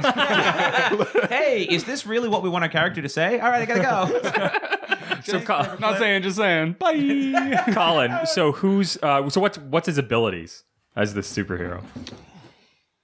As a supervillain. As a supervillain. Well, because with the whole Two-Face thing, he wouldn't be a supervillain so much. Well, I mean, I think that Two-Face is a villain. He does count, yeah. Does he though? Yeah. He doesn't do any good, so he and though? he's Neither done a lot do of bad. I'm not a villain. Yeah, I'm but a you- guy. Simon King. Yeah, but he also actively does bad. It's not not just a villain. not I'm Yeah, more you like- just accidentally say I'm more things. like Big Face. That's what I am. It's got a lot of face. A lot of surface area. He could land a helicopter on my face. Please, it's so Holy painful to be shit. alive. Anyway, sorry. Just calling up for help. So dark. Yeah, we can edit out that call for help. I feel like late. It's like We do it with me later every that week, week. It's like later that week. Simon. So just finally, he's getting his wish. Make-A-Wish I'm just Foundation. gonna go lie down at the airport. Oh, Jesus. Holy shit. in a gray tracksuit. Gray tracksuit with an H painted on my chest. No, you'd just be part of the outside circle. Just like, Land here on my neck. it's built like a bread box. I don't think you can knock He's him never out gonna with land it. on his bread box neck. So What a way to die! What a stupid way to die! Hear what happened to Simon? What happened? Helicopter Having landed on- having a nap on the airport. What, like a helicopter crashed on him? No, landed on his fucking neck. Why? Well, he's lying there. He's like, hey, land on my neck. And the guy's like, all right. I guess. I guess that's where you want to go. Oh, I mean, fuck. it's your suicide make-a-wish, so you do what you want. Jesus Christ. I feel like we Make a I feel Death like we Wish did Bill Foundation? Gates. Let's go to the next one. Sure. Elon Musk. Villain. Villain? Yeah. Outright villain. Yeah. Yeah. What? Who's Elon's nemesis? Teflon. Nylon. These are my brothers, Teflon and Nylon. No, those would be his The henchmen. Duron Ron. Yeah, they are. The Duron Ron. And the Duron Ron. The two Ron Ron. And Ron. Ron Jeremy. He Ron just and hangs Ron. around. Oh my god. Yeah, no, Elon's definitely a villain. Okay, he's, well, he's a megalomaniac with too much money, and he's already in control of space. Yeah, and he's got eel in his name. That's a bad guy. Sure, yeah. The eel. Ooh, The yeah. Elon. Yeah. Elon. I like that. Who's the nemesis though? Who's the superhero to fight against Elon? I don't know. I'm picturing some sort of like. Captain Cole. I was good. Clapton Clean Cole. I was picturing some sort of like Trump? career, Huge. some sort of like career NASA guy, right? Who's like, no, we were in about the exploration. We weren't just putting Corvettes. Oh, so out it's there, about man. space. It is in my But you head. think, so for Elon, do you think that's his... Because them are the electric cars, which may or may not be able to be taken over instantly by an app he has on his phone that kills us all. Well, but Because he gets us all in his electric cars that are self-driving, true. but he can control them that we don't know Holy about. shit. But the reason I say NASA is that, like, not only just about the space thing, but a lot of like, it's that thing where like technology has like military or like space application first, and then it works its way down, Yeah, and yeah, now yeah. it's like we have a better microwave. It's Yeah. like that shit, right? So like some sort of like NASA thing where it was more about like the hope, the exploration, the science, the like education of space and the promise of space, and then we reap the benefits of that technological advancement, as opposed to Elon, who only he reaps the benefits of the technological advancement he's so like, basically heaping on it. his enemy is capitalism because he relies on social funded capitalism to fund his technology. I'm hesitant to call capitalism a hero. Well, no, but I mean, in the case of capitalism, if you're and the baseline ideology of black and white logic that people are presented with, capitalism is the antithesis of communism, and socialism is the enemy. And so basically Americans particularly believe that they have a capitalist society when they actually have a social capitalist society. And Elon is out there exposing the social capitalist side of society because he's using government funded technology with using money to microchips or whatever else that ends up being government tax dollars or sending cars into space. Yeah, but what I'm proposing is like pure socialism, though, where the completely taxpayer funded. The socialized thing is the thing that's the good thing. Because in America, particularly, there's a lot of socialism is bad, and they don't realize they have a social capital system. So he's exposing that they actually have it, and so he's showing off the dark parts. But the evil in him is the capitalist part, not the social part. Well, that's the thing. I would say from traditional American point of view, the evil is the socialist part. I mean, from my point of view, I'm a socialist. I prefer socialism. But if you're a traditional American why did they fight in Vietnam? They fought in Vietnam to go after communism. Well, a lot of reasons, but they fought to fight to stop communism because communism is this evil thing, and then they lump socialism and communism together, and they're not the same. Thanks, Koch brothers. And so that's why I think that to the American public, socialism is the enemy. Oh, they certainly see it that way. Yes. So I would propose by using social capitalism is actually the enemy. He's not pure capitalist, which would be their hero. See, DC, are you listening? A villain that actually has reasoning for why they're doing what they're doing. I like this. His villain, but that's just a matter of perspective. Though. Oh yeah, no, but that isn't everything. Though. Exactly. That's what makes a good villain. He's a capitalist villain, but they see him as he's that's Luthor. What makes a good villain. So he's Lex Luthor. So if you look at him as if you're a pro-capitalist and you look at capitalism as the good thing, then a guy like him looks amazing, the hero. Yeah. But if you're a pro-capitalist and you realize that he's a social capitalist, then he becomes a little bit not so much the hero. So he's kind of in the middle. So he's neither good nor bad because he's both at the same time. So we need like a Captain America guy who's really more like capitalist Captain America. You need Captain America. I don't want capitalism to be the hero. No, that's the whole point. I don't want it either. I don't want Bruce Wayne to be the bad guy. Richard's just such a fucking capitalist. Yeah, I get him. Like a real Captain America would be just a guy who his superpower is separating children from their parents at the border. That's Captain America. Who's that? His power. Who's the average Joe guy from the campaign in 20? Joe the plumber. Joe the plumber. What fucking? There he goes. That's his villain. That's the hero of the story. I think if Captain America, I don't like how this is. If Captain America was accurate, he'd just go around beating up people that were weaker than him that he was sure he could beat, and he'd still lose. Yeah. That's true. That's Captain America for you. Okay, let's go to the next one because I'm really excited about this. Just because I know that Simon's going to probably have a take. Is Jerry Seinfeld? I mean, villain, right? Comedy wise, yeah. Jesus Christ, we get it. Umbrellas. I think he's got to be a villain. He's like that classic gatekeeper kind of person. He's got that too. It's all that shit. He refuses to grow or change. I used to really like watching that Comedians in Cars Getting Coffee, and then I watched the newest sort of set of them, and I was like, no, and he's just like, well, I don't know that women are as he doesn't come out and say that, but that's in there. He's clearly got he's you know what he's like? He's like someone trying to act like a good person, and it's not working. Yeah, exactly. I think the thing is, Seinfeld's definitely. If you hand someone $450-500 million, now he's got $800 million. You hand someone that kind of money, that's going to fuck with him. Yeah. But he got it when he was older. He got it when he was in his 40s, 50s. So he had enough life under him that he didn't have to. So either the money turned him evil, or he inherently had that in him, and the money accentuated it. Yeah. Which I think, because if you go back to what supervillains are, I mean, look at Lex Luthor. Like I said earlier, Lex Luthor without any cash is just a guy. Yeah. He's just a smart guy. I mean, he could be working at fucking Circuit City or whatever the fuck. He's just a part of the geek squad who's like, if I had a little bit of money, I'd take over the world. Sure you would. Just fucking fix I want my HD TV. Thank you, Alex. Back to work. My name is... it's Lex. Hey, where are the keys to the van? Superman? And anyway, when old John Lovett say, hello, my name is Lex Luthor. I am a bad man. So I think Jerry Seinfeld's he's definitely got to be Lovett Luthor. Lovett Luthor. Hello, hello, Superman. Nice tights. And I tell you something here. I control a bunch of missiles. And what I'm going to do is break up the west coast of America. America's falling apart, and I'm reaping all the benefits. What are you going to do about it? Fly back in time?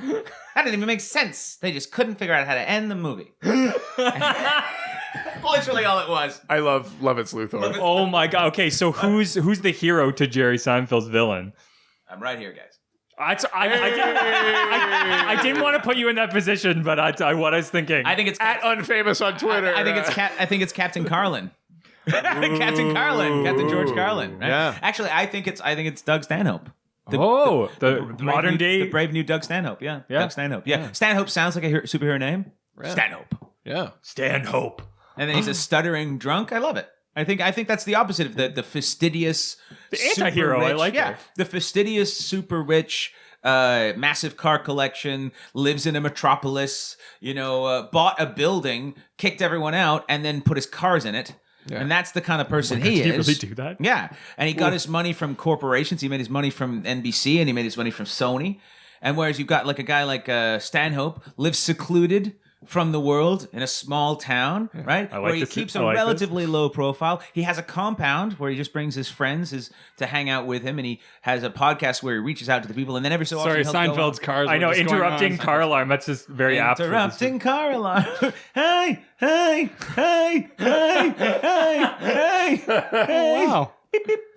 I think actually either that or Larry David is the superhero of the two. Although Larry David made his money from the same way, and Larry David came from the same place, he secretly in the background was the one who was doing most of the work, who made it happen. He's the one who's not lying about who he is. I guess he did create that villain. He created that villain. He made the villain. They split in half. Right. Almost as though Seinfeld was the one who the spotlight was on, and yet he could do nothing without Larry David. And Larry David and Seinfeld together formed this alliance, created this thing, and they went their separate ways. Seinfeld went down the path of kind of this self-aggrandizing, gaining money, becoming the godfather of comedy, seeing himself as this kind of messiah figure. And Larry went down the path of continuing to create art and trying to be funny and not flaunting his wealth. I mean, for God's sake, he wears a cardboard belt. Like, there's no fucking way. That guy, I mean, you look at Larry David, you didn't know who he was, you'd be like, that's not a rich guy. No. And so, I mean, Larry David probably owns one car. And you look at who he is, and you look at how he kind of shies away from the spotlight, but he continues to do good work in the sense of entertainment in the background. And he creates opportunities for people. He only really comes out if it's something that seems worthwhile for him. Like you have to flash the Larry David like symbol. when he did the Bernie Sanders thing. Like he only really does it if he thinks it's worth it. Yeah, he doesn't. I mean, you could never see Larry David doing a comedians in cars with Larry. Like, it would never work. Yeah. It's not who he is. It's not his nature. He has weird foibles. He's an odd person. He's not the best socially, but that means because he's kind of withdrawn. All his power is his art, whereas Seinfeld's power is his ego and his personality. And Seinfeld has not changed, and Larry David has. Larry David has continued to grow and change. So I'm just saying. Totally. I'm just saying. Larry David never had a child bride. That's all I'm saying. Wasn't Seinfeld dating like a 15-year-old when he was 40? I think he. Shoshana, yes. The lady with the cans. That's right, Shoshana. Is that true? Yeah. He was dating like a child. What? Yeah. Yeah. He's not even a Mormon. Can't even go that. God told me to. No, he didn't. You're a Jew. So I'm saying, like, you know what I'm saying? Like, it's just science, guys. I'm a or Jew, not it's science. okay. Actually, it's the case. It's religion. Yeah, I'm a quarter Jew. Well, I like a deal. And Oh my god. All right, let's go to the next one. Martha Stewart. fuck, she's a villain. Come on. Obviously a villain. Is she went she, to though? fucking prison. And she probably baked the balls Is she off like the a Big cookies on Barda them. kind of situation? What? No. Batman went to She's prison. not the victim. She went to prison for insider trading. She's a straight up villain. Yeah, that's pretty villainy shit, man. That's not even like it was. How dare you besmirch the name of Big hold Barda? on. How If you dare you. go to prison, you're a villain. No. Whoa. It's why she went to Because we've prison. got Commissioner Gordon, Nelson He's been Mandela. to prison. Nelson Mandela, Yeah. probably Simon. My King Uncle Rick, at who's some fine. point. He's fine. He didn't do that. Hashtag innocent. They put meth on him. Anyway, I don't want to go into my personal life. Yeah, no, it was I insider wish I had an trading. Uncle Rick. She was making herself like she was like, Simon, making no. herself rich illegally. That's And now she's trying to ingratiate herself to the Ute by hanging out with Snoop Dogg, who in and of himself is 50 years old. yeah. It's And that's true. what she thinks hip and cool. I think that's no. I think definitely Martha villain. Stewart is. If you ever look at anything that ever hear what Martha Stewart's like behind the scenes, she's a maniac. She kind of. I feel like you could do it. Like, remember in? I'm gonna really make myself a dork here, but in Harry Potter, when they had the Umbridge come in, and like was like the sweet lady with like the kitty cats and stuff and pink outfits and stuff. Sweet facade, but she's really a Nazi. Yeah. Like anyone who like knows that much wizard about Nazi? casseroles. Like you can't be trusted, you know. Like that's not. I'm just saying, like It's I'm all like, all these layers hidden right, inside. Here we go. Who's a celebrity chef that's not a piece of shit? I don't know. How's Emerald?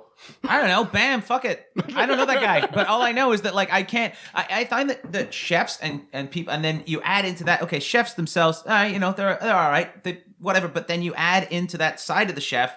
Then you add the fucking crafty weirdo. Then you throw insider trading on it. She's got she's got a Swiss Army knife. Talk about crafty skills that make her shitty.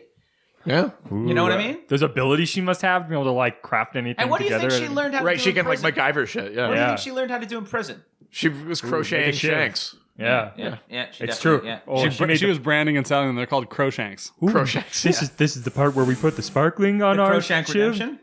The Crowshank redemption. Just because you're going to kill someone with it doesn't mean that it can't look nice. This one has a sleeve. Your Martha Stewart impression Sounds like Zoolander. is Zoolander. Yeah. Pretty good, yeah. It's pretty good Zoolander. What do you mean you can't put it inside? The files are inside the computer. That's right.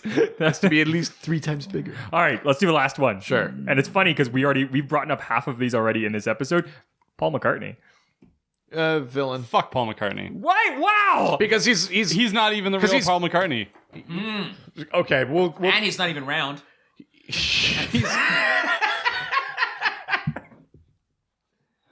I was gonna say he was the shittiest songwriter in the Beatles. Ringo's better than him. John Lennon's the only reason that he had a fucking Actually, career. George, That's what I've been saying George this whole Harrison time. ripped off Ringo at one point, and then Ringo had to sue him, but was friendly about it. But like I'd like my money.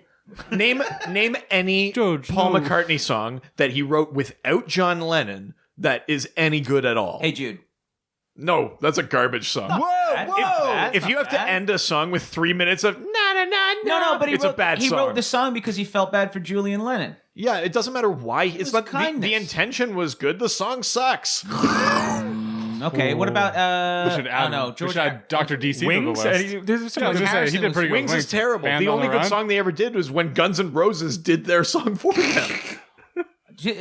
So, thusly wrote a good song.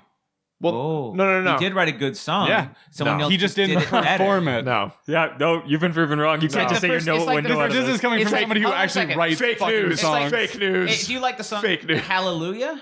Right? Leonard Cohen's Yeah. Hallelujah? Okay, when Leonard Cohen first did it, it was garbage. Yeah, I fucking hate and then it. you I get love Jeff that song. Buckley. You get Jeff but Buckley when he on first it. did it wasn't the song that we had. true. now. It's No, true. but I like the Buckley got Leonard it, Cohen and then, one. Well, the first long 'cause you're version is deaf. like 90 minutes long, and he I just love kind of that hums shit. to himself. I wish we had all the verses. I hate when they cut the verses. Oh my god.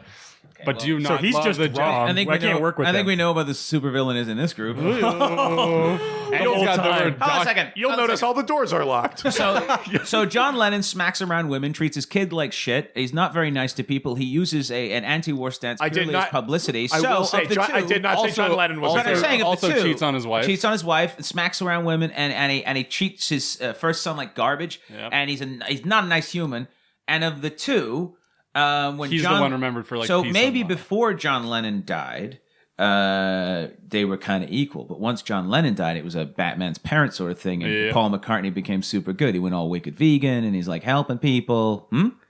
Well, if we're gonna bring like who they are as people into it, then yeah, Well, sure. you kind of have to. Well, so we can't. I talk just about wanted who to they rip are. on McCartney as a songwriter. Well, that's a songwriter. Well, that's an easy punch, dude. I mean, he does play the guitar weird, so there's that. Fuck that guy. Yeah, Burn in fuck. hell. If we're making it about them as real people, And then he yeah, seems to fine. like James Corden. That's a problem. Not a fan of that. I don't know. I mean, I mean, which one is the best Beatle? That's the question now. George. No, it's Ted. Guys, Jesus Christ. Are you teach about callbacks? It's true. Ted Cord, best Blue Beatle. Beetle. Fuck. It's what's his Holy face? Pete shit. Best. Because he's just like, I'm not getting involved in it. I told you this wasn't a very good comedy podcast. It's about comics, not comedic timing. Oh my god. I don't have really an opinion Beatle wise. I think other than the fact it that- feels like you kind of do. well, other than the fact that I think John Lennon Was a was a piece very of good shit. artist, but Garbage not a very human. good human. Yeah, fair it's like enough. Russell Crowe's a fantastic actor, but I wouldn't want to be in an elevator with him. You know, one of those. Amen. Yeah. Yeah, absolutely. All right, well, that was this episode of Let's Give the 1% one more opportunity now available to the remaining 99. We're going to use like 1% of that. Yeah. All right, let's head on to I like my milk, Instagram. I like my coffee. Yeah, we're going to Instagram, take some questions and answer them. You're just like, That was good. I like that. I know, I finally have a good one. But he's but he holding sped back. it up. That was like 1.5 speed because he's trying to get through it because he's embarrassed. He's so embarrassed. I love it. I love it. All right, who do we get a question from? Well, of course, the real Josh Gill. Oh, Josh Gill. Gil. Oh, Gil's going to get it this time. Richard has a huge, huge man bone for No, this this man's guy. real pretty. He's real pretty. What? Who? Josh? Real Josh Gill. His name's Josh, the real Josh Gill. Plus, he does all the show notes on every single episode. Yeah, he does. Oh, that's He's a nice. genius and a beautiful man. That's nice. It's nice to have a fan. Hey? Yeah. Yeah, the one. I've heard about it. I don't bother myself with fans. There's one right there. I don't. What? It kind of blows, though. Oh, I thought there was a heater. No, it's... I know you're not used to seeing fans, but My parents say they like me. I split a cab. my mom thinks I'm cool. I split a cab to shows with my fans sometimes. Really? We're all going to the same place, right? No. You're driving them. It's called Uber. Uber to the show. Aren't you the guy from the car? Jokes. It smells like that. What's the deal with people who get into your Uber? I was driving here today. These fucking people. You know what I mean? Hey, you in the front row. Oh, No, wait, don't leave. Mom, come back. Hey, I got a tip for you. Anyways, Josh asks, now that Ozymandias is part of the DCU, where does he rank against Bruce Wayne and Lex Luthor in terms of wealth? Related, why do you think that the two of the three wealthiest individuals in the DCU are villains? So Ozymandias is the bad guy from Watchmen. okay. Who's in that universe, he's the world's richest and smartest man, and he's the one who basically orchestrates this like mass coordinated genocide to end the Cold War. He launches like simultaneous like strikes at different cities around the planet to unite the world in basically a giant lie. Almost like a Rwanda Gandhi. I love how much uncomfortableness this episode's bringing. Yeah. What? I'm just mentioning two things from history. I will say it's not how I would have phrased it. I just think the words Rwanda Gandhi is funny. But I just Ozymandias move on. is technically Rwanda Gandhi. he's Rwanda moved Gandhi. over into the DC universe now. But the thing with that is like he didn't bring his company with him. The DC universe is its own like reality. He just ended up in it. So technically he's not wealthy at all because He's just a dude. he just showed up. He didn't bring So he everything he of committed his. genocide, basically. and then he just moved away. Yeah, pretty much. And so now he was just a rich guy who like fucked everything up. He's like, I'm just gonna pretend I'm not a rich guy anymore. Pretty much. He's trying to. Yeah, there's slightly more story wise to it, but that's basically That's basically it. Frankly, So he just did a shitty thing. He's like, pretty walked much. away. So technically, now that he's in the DCU, he's Better get actually out of Dodge. he's actually not one of the wealthiest people anymore. So he didn't have that much money. So So he's off the list. so that's off the list. I mean, I think if you've been listening to this episode at all, we've probably detailed why If you haven't stopped listening, why already. we think that these like crazy rich people are more likely to be villains than heroes. Crazy rich white people. Yes, specifically. Yes, that's an important distinction to White make. people. Um, Sorry, that's my podcast. Fucking white people. I like it. Well, yeah, that's actually the I was actually extended in a title of your podcast. What's wrong with white people? Fucking I was white actually in a people. movie called Fucking White People. that's different. Oh, that's nice. That's different. I like that. Yeah. That's not the same thing. It wasn't porn, though. No. 2 thumbs up, you butt.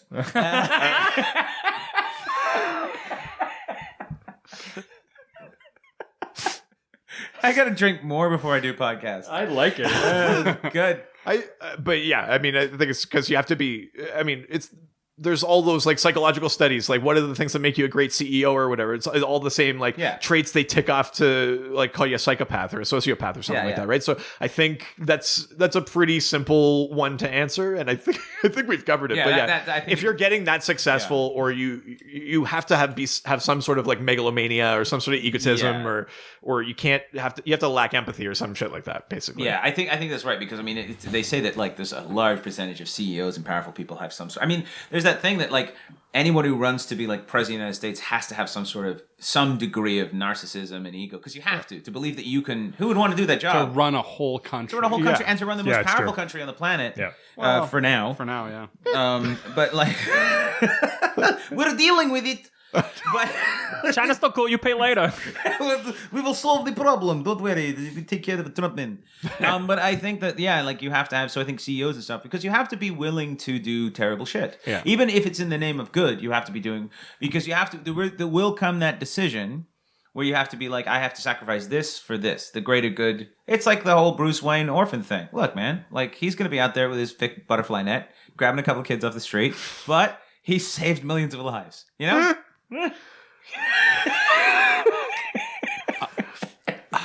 You know what? Everyone acts like they don't see him. Hey. God doesn't give with both hands. You get one and not the other. I'm sorry. God doesn't. Wait, he doesn't or he does? He doesn't. God doesn't give with both hands. You're gonna get all of this savior. I mean, what a disappointing God that only has two hands. Right? It's true. Two-handed God. It's a saying. It's a saying. God doesn't give with Says both hands. who? So they're really pretty. They're not so smart. He saves all the people. He kills a few kids. What about me? I'm gorgeous and intelligent as fuck. Is Well, it's the exception that proves the rule. Yeah, but you're doing this podcast, so yeah, no, I fell into a trap. Yeah, that's right. It's called my car. Yeah, we got you in the Wayne net. The way I was just walking along and Rich was like, "Ha!" Like, oh no! Ah. Yeah, you're gonna talk into a microphone. I can do that. I think. Yeah. No, I think that was it. That was an Not easy Rich. one to answer. Not Actually. Yeah, hell yeah. Let's jump over to the emails. Check at the email. Hope it's from a female. How have you not had a job in radio? I know. He said sarcastically. This one is from our dear friend at Fake News. There are lots of metahumans. And hold on, the email was fakenews@gmail.com. Yeah. Oh my god. No, it was actually fake news at fakenews.com. So Really? FakeNews.com? yeah. Alex Jones. Dude, What's he got to say? get your own fucking show. We know you got kicked off. How do we know that Bruce Wayne's parents weren't crisis actors? I'm taking calls. What? All I say is I saw Mr. Wayne and his wife 2 weeks later at the Stop and Shop. Now you tell me, and they didn't look sad, and they didn't have bullet holes in them, and you tell me why we have to have a Batman if they're alive. Foghorn Leghorn has a lot of opinions. I say. What a cock. There are lots of metahumans in charge of other nations. Other than full-out war or invasion, are the good examples of stories where they use their diplomatic immunity or some kind of international law to get away with crimes. Yes, the Batnet. We've gone over this. Count Vertigo uses this a lot. He's the leader of a made up nation called Vladova. He's a Green Arrow. Vladova. He's a Green Arrow archenemy, and he's definitely used the diplomatic immunity thing before. I think they possibly even touched on it in the Arrow TV show when they brought in Peter Stormare to play Vertigo. He's the sort of guy that would flaunt that. So he's like got console plates, and everyone's got to leave him alone. Yeah, He just exactly. parks whatever the fuck he wants. Yeah, exactly. So that guy, he's double parking. He's like, I'm not that bad. I'm not imposing sanctions. Well, I'm not going to pay for this meter. Yeah. And it's like, oh, Count Vertigo. If you have a name like Vertigo and you're not a count, Or a it's bad just a U2 shit. album. You know? Yeah. Yeah. You just have a hard time walking around. Are there any like super Leonard Vertigo. Leonard Vertigo? I'm sorry, you have Leonard Vertigo. Get up. So are there any supervillains that have normal names? Oh, just like not a. Dave? Not a captain, not a doctor, not a count, just Dave. David Clinton is Kronos, the time Yeah, but bandit. he's Kronos. Is there just a guy? Oh, you mean that they don't have a dude. Oh, I see what you're saying. Not just Ed. their alter ego name. Hey, this is Ed. He's got a death ray. Like, you know what I'm just saying? Like, Right. Some guy who just My builds- neighbor Phil. He's really fucked up dude. build a death ray. I go over there. What you building these? Wait, you can build a deck? Nah, death ray. Oh fuck. Neil is going to blow up the dam. Dude, all I'm saying is I had Not a dog. Neil. He says to me, he's like, stop your dog barking. I'm like, what? He's like, death ray. I'm like, I put the dog inside. Fuck, if he puts wheels on that thing, we're fucked. You know? Right now, it's just our cul-de-sac. I don't think there are. I'm actually trying to think because I do find this funny. Death ray in the cul-de-sac. You come within 40 feet of my house, I'm death raying you. That's what I'm saying right now. That's basically Despicable Me. Yeah, that's true. Death ray. I don't think there are. Just like a normal name, just like Mark. No, that's not a normal name. Yeah. That's like that. Bobby. And it'd be Mark with a C. Yeah. Well, Evil. They say when you name your kid, the worst thing you can do is name your kid with a normal name that's spelt weird because it just fucks them up. Because their entire life is it's M-I-Q. That's a weird way to spell Sarah. It's Mike. Yeah. Mike. Oh well, yeah. There's Mike Kaplan has M-Y-Q. Yeah. His name Mike. Yeah. Yeah. That's hard. That's hard. That's not nice. My son's name is, but it's spelled out Exactly. How many R's are in that? It's actually just spelled like Richard, but it's O's. pronounced that way.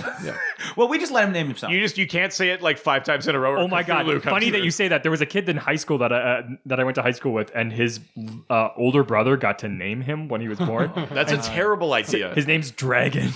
No, it's not. Yeah, I swear to God, his name's Dragon. Well, I've seen then his God birth is mad certificate. because you're a liar. Dragon? Yeah, Yeah, but who are the stupid parents who are like, oh, you picked Dragon? Well, we promised. Like, just hippie put parents. anything else on the birth certificate. Well, at least his name's not like Shitbutt or something What like was that. It's my son Shitbutt. What happened? We're free spirits. You're fucking idiots. Yeah. That's No, what you are. what was his last name? I think it was Robbins. Dragon Robbins? That's actually okay. That's what Bruce Wayne's doing into his fan.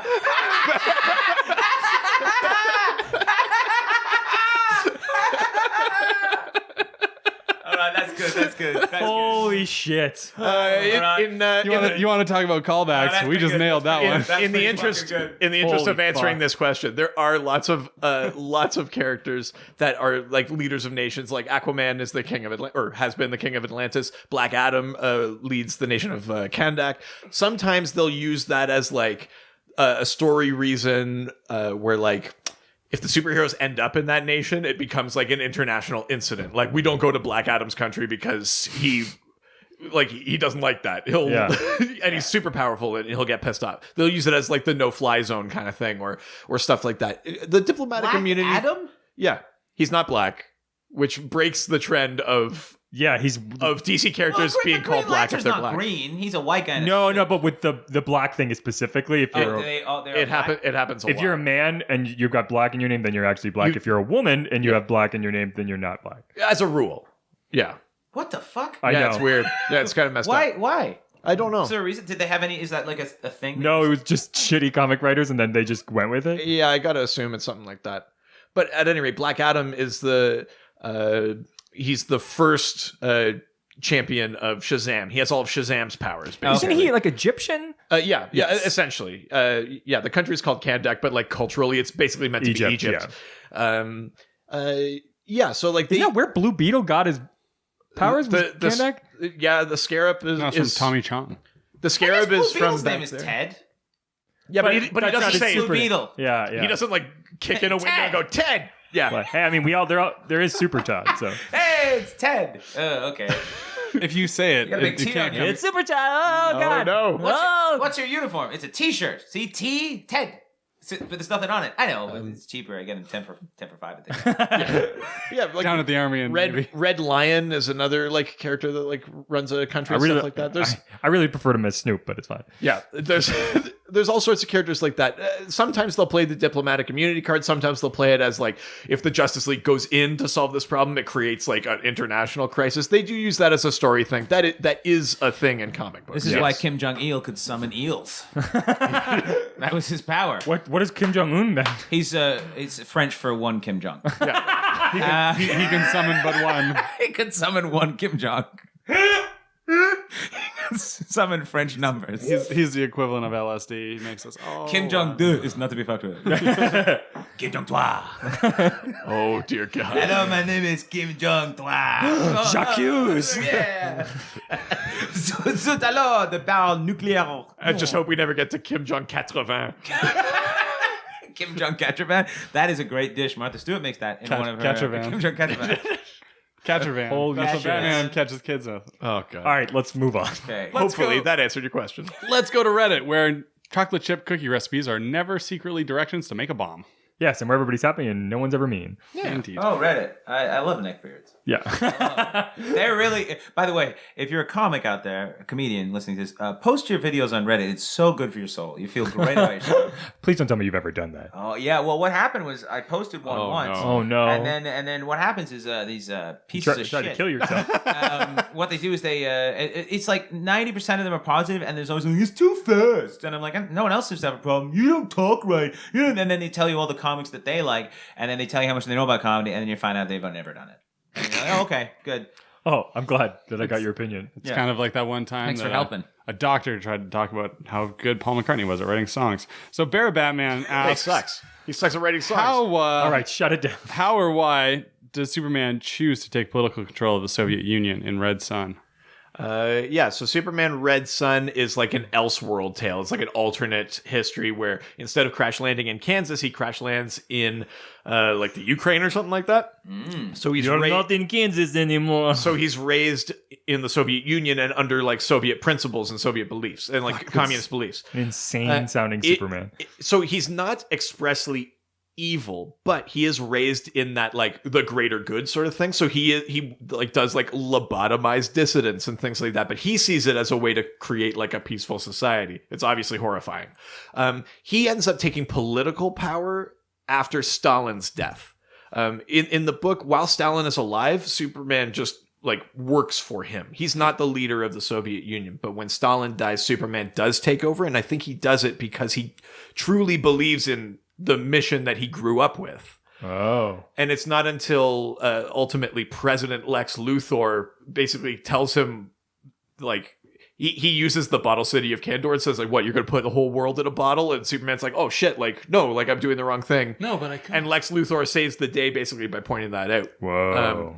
So that he does that basically. The why of him taking over the Soviet Union is that he sees his beliefs and the way that he was brought up as the way to peace for the world. That, like in that book, the Soviet Union takes over the whole world except America. Wow. America's like the last bastion, and then Lex Luthor convinces him that he's done wrong, basically. But yeah, it's a great book. I love Red Sun. It's a really, really awesome I'll story. have to take a look at it. That sounds actually really great. It's written by Mark Millar. Does he Millar? Yeah. annex the Crimea? I guess he would have to if he took over the whole world. I guess he except would, for- yeah. Well, you couldn't just leave the Crimea alone. That would be the thing that would fuck with everybody. You'd be like, that's the one place he doesn't go. What the fuck? This was like the easiest thing. He's like, no, it's fine. Does he have a backwards R on his chest? No, he has the hammer and sickle. Oh, that's a little A little on the nose. a little hack. Is it more hacky than the backwards R? Well, I thought backwards R because R is S, isn't it? Oh. Maybe I'm wrong. Oh shit. I thought R was S.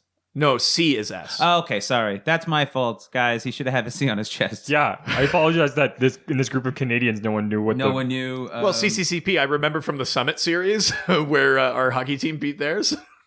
Yeah, because you were there. Yeah. Let's move along to I'm the next eternal. question. Let's go to the last question. CPZZ. Okay. Cheap sunglasses. That guy? Yeah, that guy. CPZZ. Yeah, CPZZ top. CPZZ top. Who are the top 5 richest people in DC? Well, we've Luthor and Wayne, obviously, and we've talked about Yeah, them. they gotta be. How much money do you think Luther's got? If you had to guess. 30, 7. 40 billion. So he's up there. 30 or 40 He's billion. no Bezos. No. He could just walk I around don't think so. and buy Bezos. ponies if he felt like Yeah. it, probably. Buy pony. That's what you do in Philly Fells. I'd like to buy some ponies. Hello, All right. How many billions do you have? 17 ponies, please. Well, they're $1 billion each. I got it. I'm good. No. Put your wallet away. Put your wallet away. I got this one. These ponies are covered in gold. Gold ponies. They're also dead. They're very that's heavy bad. ponies. Dead gold pony. That's my favorite ZBZ. So Lucius got about 30 billion. Wayne's probably got 10, 12. Yeah, something around there. academic at that Oliver point. Queen has to be up there, maybe in the single billions. Green Arrow, yeah. At least when he has money. When he Yes. isn't, Is Green Arrow Hal Linden? What's that? I get that wrong. It's Michael Jordan. Hal Michael Jordan. I'm confused. Tim Allen. You're almost naming. keep going. You're Keep so going. close. Tim Allen. Just keep putting different first Yeah, names together. green the green arrow. Green antlers? Yeah, green antlers. It's just a moose with powers. The green antlers. He just shows up. Oh no, it's a super powerful moose. It's like Rocky and Bullwinkle. Yeah, okay, I get it.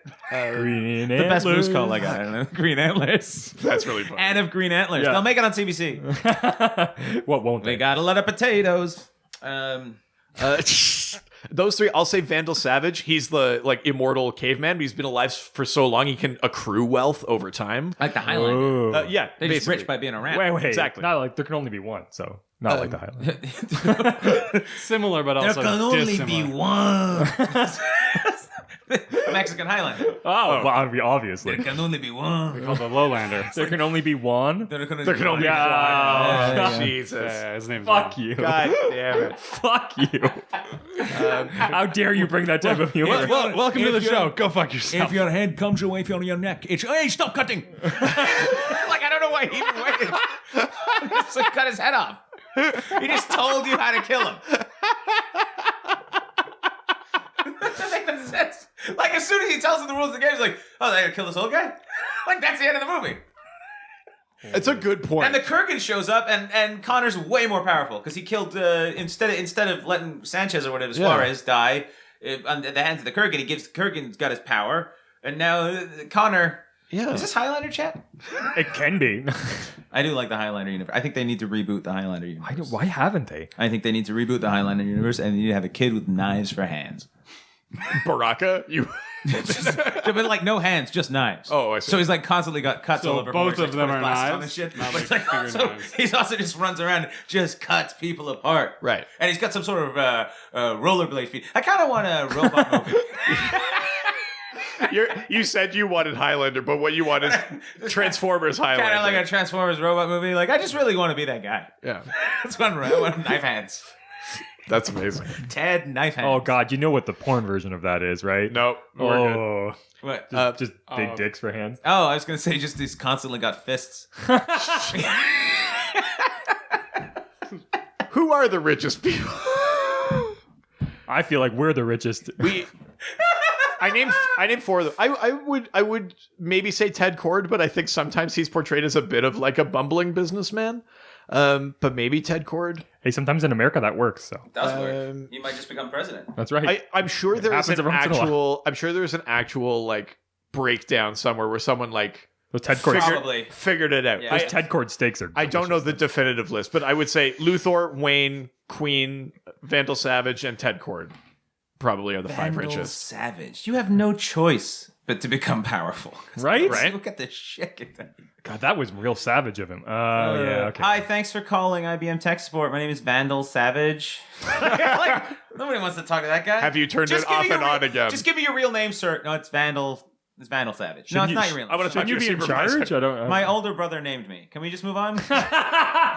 Holy shit! Well, that was it. Wow. We did did it, it. guys. Simon, We thank did you. it. Thank you That was so much. amazing. Thanks for having me, guys. This was. Yeah, thank you. I had fun. Now we've got a relatively new segment that we birthed that Yes. that is it's pretty quick, but it's kind of fun. Very proud fathers Yeah. over here. Basically, a couple of episodes ago, we talked about a thing called Dial H for Hero, which was like an old comic book series where basically they would use it where like readers could write in, be like, "This would make a fun superhero," and they'd be like, "That's a shitty idea, but we can use it for 2 pages." Okay. So you just randomly turn into a superhero if you Okay. dialed the number. So at the end of every episode, now we're gonna pitch our made up Yeah. Dial H heroes. I have one that I feel pretty good about. Tell me. So his name is the Albatross.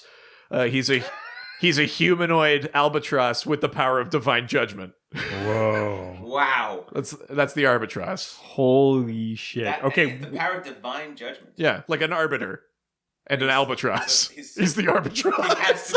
He has to be mostly bird to do this. Yeah, Otherwise, it's the We're only gonna way. take A man seriously or a woman seriously doing that, but a bird? Oh, Yeah, this bird knows what he's talking about. the only lie: respect is the law laid down by birds. That actually reminds me of one of the main villains from the last BioShock game. Which Really? was a gigantic mechanical bird. Oh shit! And it was like passed judgment over the entire city. So basically, you're saying that my idea wasn't original? Nope. fuck. What's yours then? Our original ideas. I mean, hey, we made a podcast about comic books. So I think we've done our job creating something original. Yeah. Let's coast from here. Well, no one else is doing podcasts. All right, I got one. Never heard of one. Mine is the Humdinger. Okay, the Humdinger. It's a villain. Okay. And the only way that you know that it's coming after you is suddenly the room fills with like this low humming sound. Sure. And the only way you can tell how close it is to you, because it's completely invisible, it's just a small ding, like a bell. Right. Gets But what is the actual power? So far, all that you've described it's such your fucking throat. That's the... Oh, okay. Yeah. I was going to say, the only thing you've described is how easy it is to detect. No. But it's terrifying because you're just like you could be in a dark room, it could be anywhere, and all you hear is just like this low rumbling hum. Right. And then just bing, bing. You don't know where it's coming from. Right. Although that sounds like it would be the Humdinger. Yeah, I'm sorry. You need more of a ding sound in there. Sounds like a submarine. One ping only. The hunt for the Humdinger. Red October. Standing by. Simon. Well, we already covered the Captain Prolapse. And also, fist hands. Oh, you couldn't have picked a grosser name. Yeah, I know. Oh, Jesus. I think Professor Correct. Okay. Ooh. And he's a good guy, and what his power is he doesn't go out. He stays at home. I like him. And is Is he fixing Wikipedia he articles? knits a lot. And what he does is he has this power of every time someone's going to say something dumb and like offensive or will upset someone for no reason, his little voice appears in your head and goes, "No, don't say that." And then people don't say it. So what you're saying is he's just not a shithead. That's an amazing but his superpower. ability is he's not a shithead, but he's able to constantly get in the brains of shitheads. So next time someone's at a Denny's, he goes, "Go back to your own." He goes, "Don't say that." She goes, "Get me some waffles." So that's what happens. So he stops. Oh, so he's doing it to other people. He just he stops. Oh, sorry. I thought it was only him. I was like, he's just got his. He has a filter. But if he stays at home, he can be as racist as he wants because no one knows. Right, but he when can he's out in project- public, you know, right. like so. But what he does is he has this ability yeah. to constantly be in everyone's head all the time, Professor Correct, and he's always out there. He's like Professor Eck, but he doesn't even have any friends. He's Professor X, but he's just making. He just gets in people's head. So then someone cuts him off, and instead of going, being racist about it, he goes, "You're just an idiot." And Professor Correct is like, "Don't say the race thing, just say he's an idiot." He goes, "Hey, you're an idiot," and then it goes away. See?